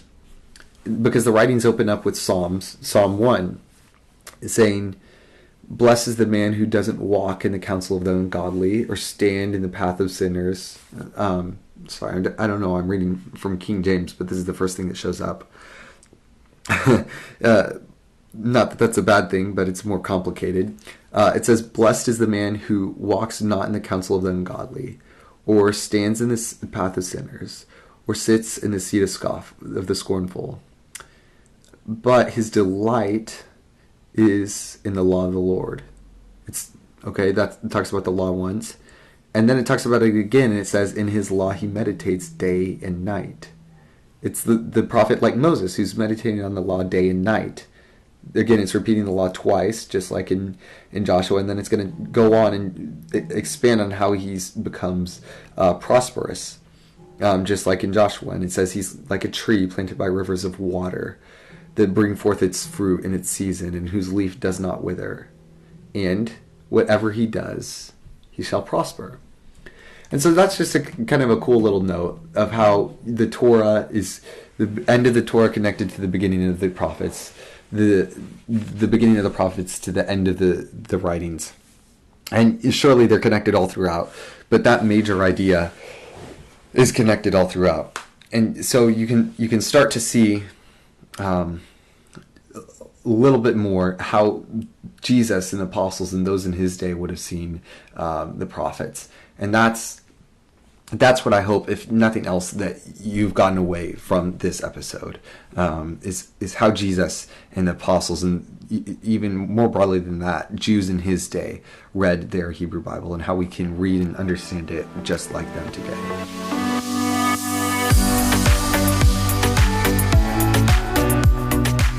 So, to end this podcast episode on a controversial note, I did want to talk a little bit about the divinity of the Deuterocanon, because that is one of the most interesting parts to me, or it has become less so, although it is still nonetheless interesting. And I have a couple of pages towards the end of the notes that will be linked in this podcast episode, on just why I don't think that it's part of the canon. And so I wanted to go over real quick a couple of these.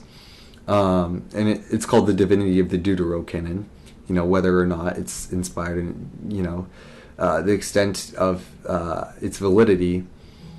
First, I bring up the quotes from Jesus that I already talked about the Torah, Moses, the prophets, and the Psalms, how he refers to the TaNaKh.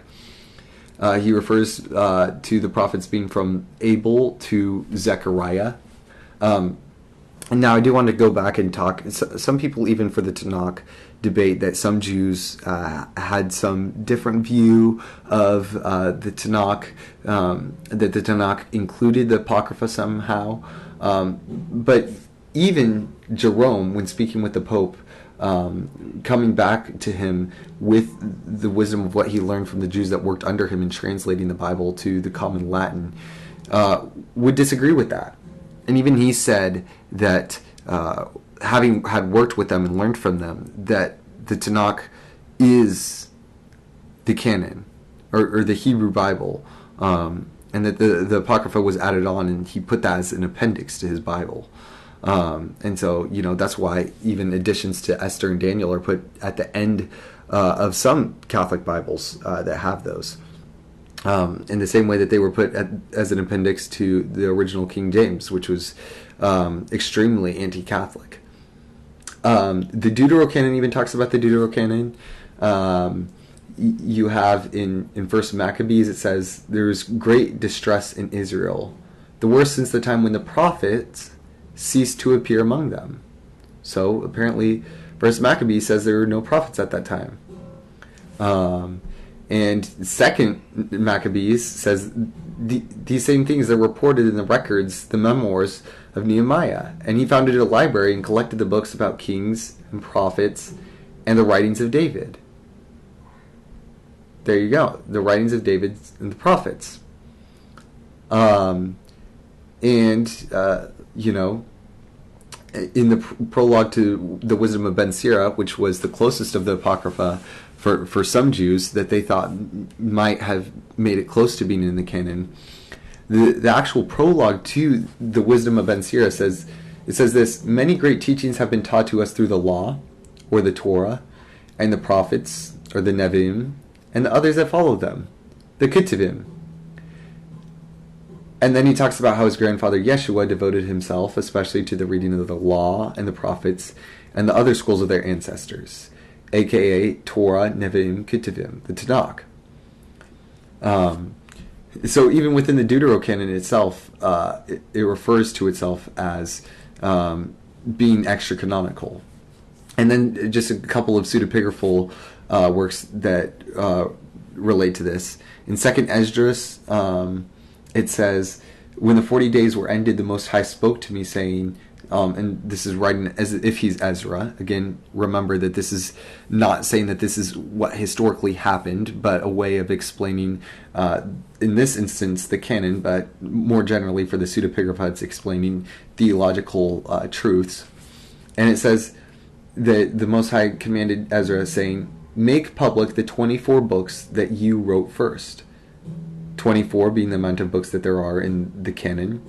And it says, "Let the worthy and the unworthy read them, but keep the 70 that were written last, in order to give them to wise among your people."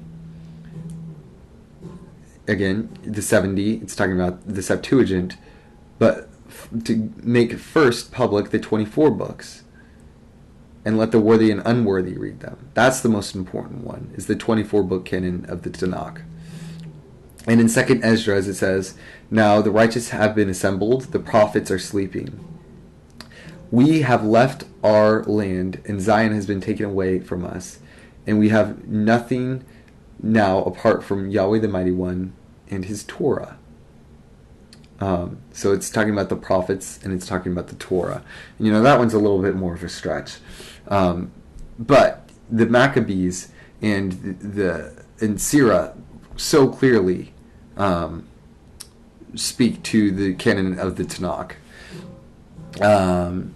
And in the Talmud, it talks about the latter prophets, Haggai, Zechariah, and Malachi, dying, and the Holy Spirit departing from Israel. All the books of the Apocrypha were written after that. In the Dead Sea Scrolls, it talks about the scrolls of Moses, the words of the prophets, and of David. Again, the scrolls of Moses being the Torah, words of the prophets, and of David being also the Psalms, or the writings, the TaNaKh. And in Philo of Alexandria, even down in Egypt, with so many, I've heard from Catholics saying that, you can't say Orthodox Jews believed in the TaNaKh canon because there's many different orthodoxies in Jesus' day. And what about Alexandrian Jews? Despite the fact that Jesus wasn't an Alexandrian Jew, he was a Palestinian Jew. For those that make the distinction between, that I, at least with my current understanding, believe to be true, between Palestinian and Alexandrian Jews, Alexandrian being more Hellenistic and being more willing to include those things. Philo, who's he's the go-to Alexandrian Jew, and he writes this, and he says, "We have an innumerable multitude of books among us, disagreeing from and contradicting one another, as the Greeks have, but only 22 books, which contain the records of all the past times." And they may divide the books a little bit differently, 22 and 24, just like, the Ezra and Nehemiah, and, with all those separations. But he says there's only 22 books that are believed to be divine. And of them, the first 5 that belong to Moses, which contain his laws and the traditions of the origin of mankind till his death. The interval of time was little short of 3,000 years. But as to the time from the death of Moses till the reign of Artaxerxes, king of Persia, who reigned after Xerxes, the prophets, who were after Moses, wrote down what was done in their times in 13 books. And the remaining 4 books contain hymns to God and precepts for the conduct of human life. And this is not equivalent to the grand size of the Catholic Bible has in their Old Testament, in any way. Even if he was to add in 2 books to the Hebrew canon, there is a little bit of debate to this. Either way, he's talking about the TaNaKh here, the hymns to God, the later books, the prophets, and the Torah. Although he may have gotten the counting a little bit off. It's not the 46 books that the Roman Catholics would consider to be true, even if you recount the books in the same way that the TaNaKh does.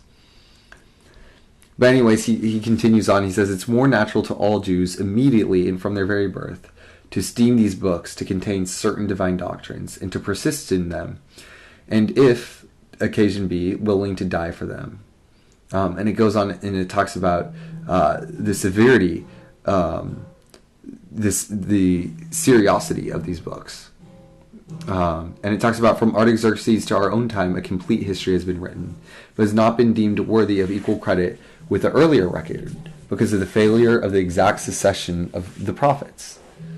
So in other words, after Artaxerxes, after that time period, which all the apocryphal books were written, and there were things that were written that were helpful to understanding the Bible and helpful to Jews and encouraging them in that time.